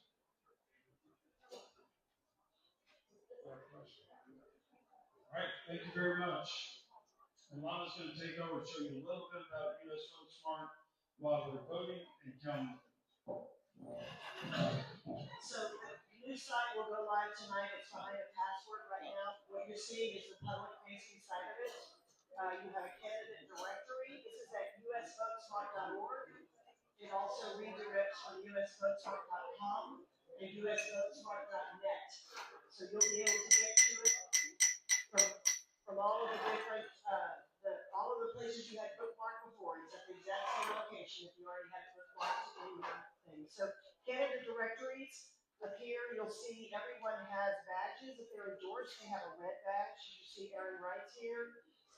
We have, this is alphabetical right now, my first name. We're going to fix that. Alexandra Reese is a recommended precinct chair. You see the recommended badge. You can search by race, by party, by election, and by those that are endorsed. If you hit endorse, you'll see only the people with red badges. These are the ones with the high scores to meet that gold standard test, which is tough to get from Montgomery County Tea Party. So the candidate pages, each one of them has a candidate page. I'll show you Aaron Wright's as an example. You'll see at the top, he has an endorsed badge, he's a Republican, some basic information here. You can link directly to his video. If they did one of the 36 interviews with us, you will be able to link directly to YouTube from there. If they have a website they provided us, there's a link here, you can go straight there. Their official score is down here. And then every single question they answered is here. Go all the way to the bottom because a number of candidates did respond and give us 4 additional URLs. They wanted to platform websites or videos or forums or any other information they thought would be very important for you to see as a voter. And if they did, we will see those URLs here. As you see, Aaron gave us 4 here. He also has his interview video direct link here as well. Those videos will go public tonight at midnight. They're already scheduled to publish. So when you can go through and compare candidates, you can choose candidates in a race and compare them by question. You have to search through the races, and all the races are here, including 115 precinct chairs. So you have to scroll past those to get to specific races. For example, if I come down to I believe the CD2 races right in here, U.S. Senate, let's do that one. We have 2 candidates there. You can choose them, you can see their profiles, and then it will, if there are common questions between them, you can look at their answers side by side. I'm having a little bit of a bug in that area. I'm trying to fix it tonight. But it will eventually work that way. You'll have an election calendar where you can see all the dates that are important. You will also, for the first time, have a link that will take you to all of the locally published data at the Montgomery County Elections Department that has all of the links that you need to look up who's giving money to who for every local office. Those reports are filed, they're public record. Those reports, the links to those reports at the state level at TC have been broken for some time because of legacy issues. And we will platform them here because they are public records. I would strongly encourage everyone to read those documents. They are hundreds of pages long often. And if you believe that following the money will tell you the truth about how the political dynamic works in this county, you will find a lot of truth in these documents and you can make your own conclusions there. But definitely worth following money. The links registry to vote, we will have events we will publicize here, forums, we'll be publicizing more legal forums. They have 4 forums already scheduled. There's 5 forums already scheduled. We'll be also helping you guys to promote that here. And I am open to any kind of suggestions that you have about what we can do to improve this site. We do definitely want to drive as much traffic to it as possible. You'll be able to share it on all the social media links that those all work now. You'll be able to share individual candidate profiles at Facebook, Twitter. You'll have all those links that work. You'll also have a copy link and paste it in. So please go out there and use the site. If you see anything that looks like it's not working, please contact us at info@mctparty.org. And then please drill down into all that information. There's an average of 49 questions, mostly on policy, for every single person who took the hours that it took to complete these questionnaires. And of course, these candidates did a lot of work too. They came to the interviews, they prepared for those interviews. Take the time to watch these interviews. They're all very good. And you will be enlightened by going through these interviews because we don't just ask the 49 questions, we drill down into those questions in the interview. So do you have any questions about U.S. Food Smart? Do I have any volunteers who want to get engaged in tech because I need help? Okay. Awesome, that's great. Let's talk after. Absolutely, you can help. If you got a pulse, you can help. Thank you guys so much. Stacy, go ahead. I want to say the tech team, Stacy and Mark, right here, Lana, deserves.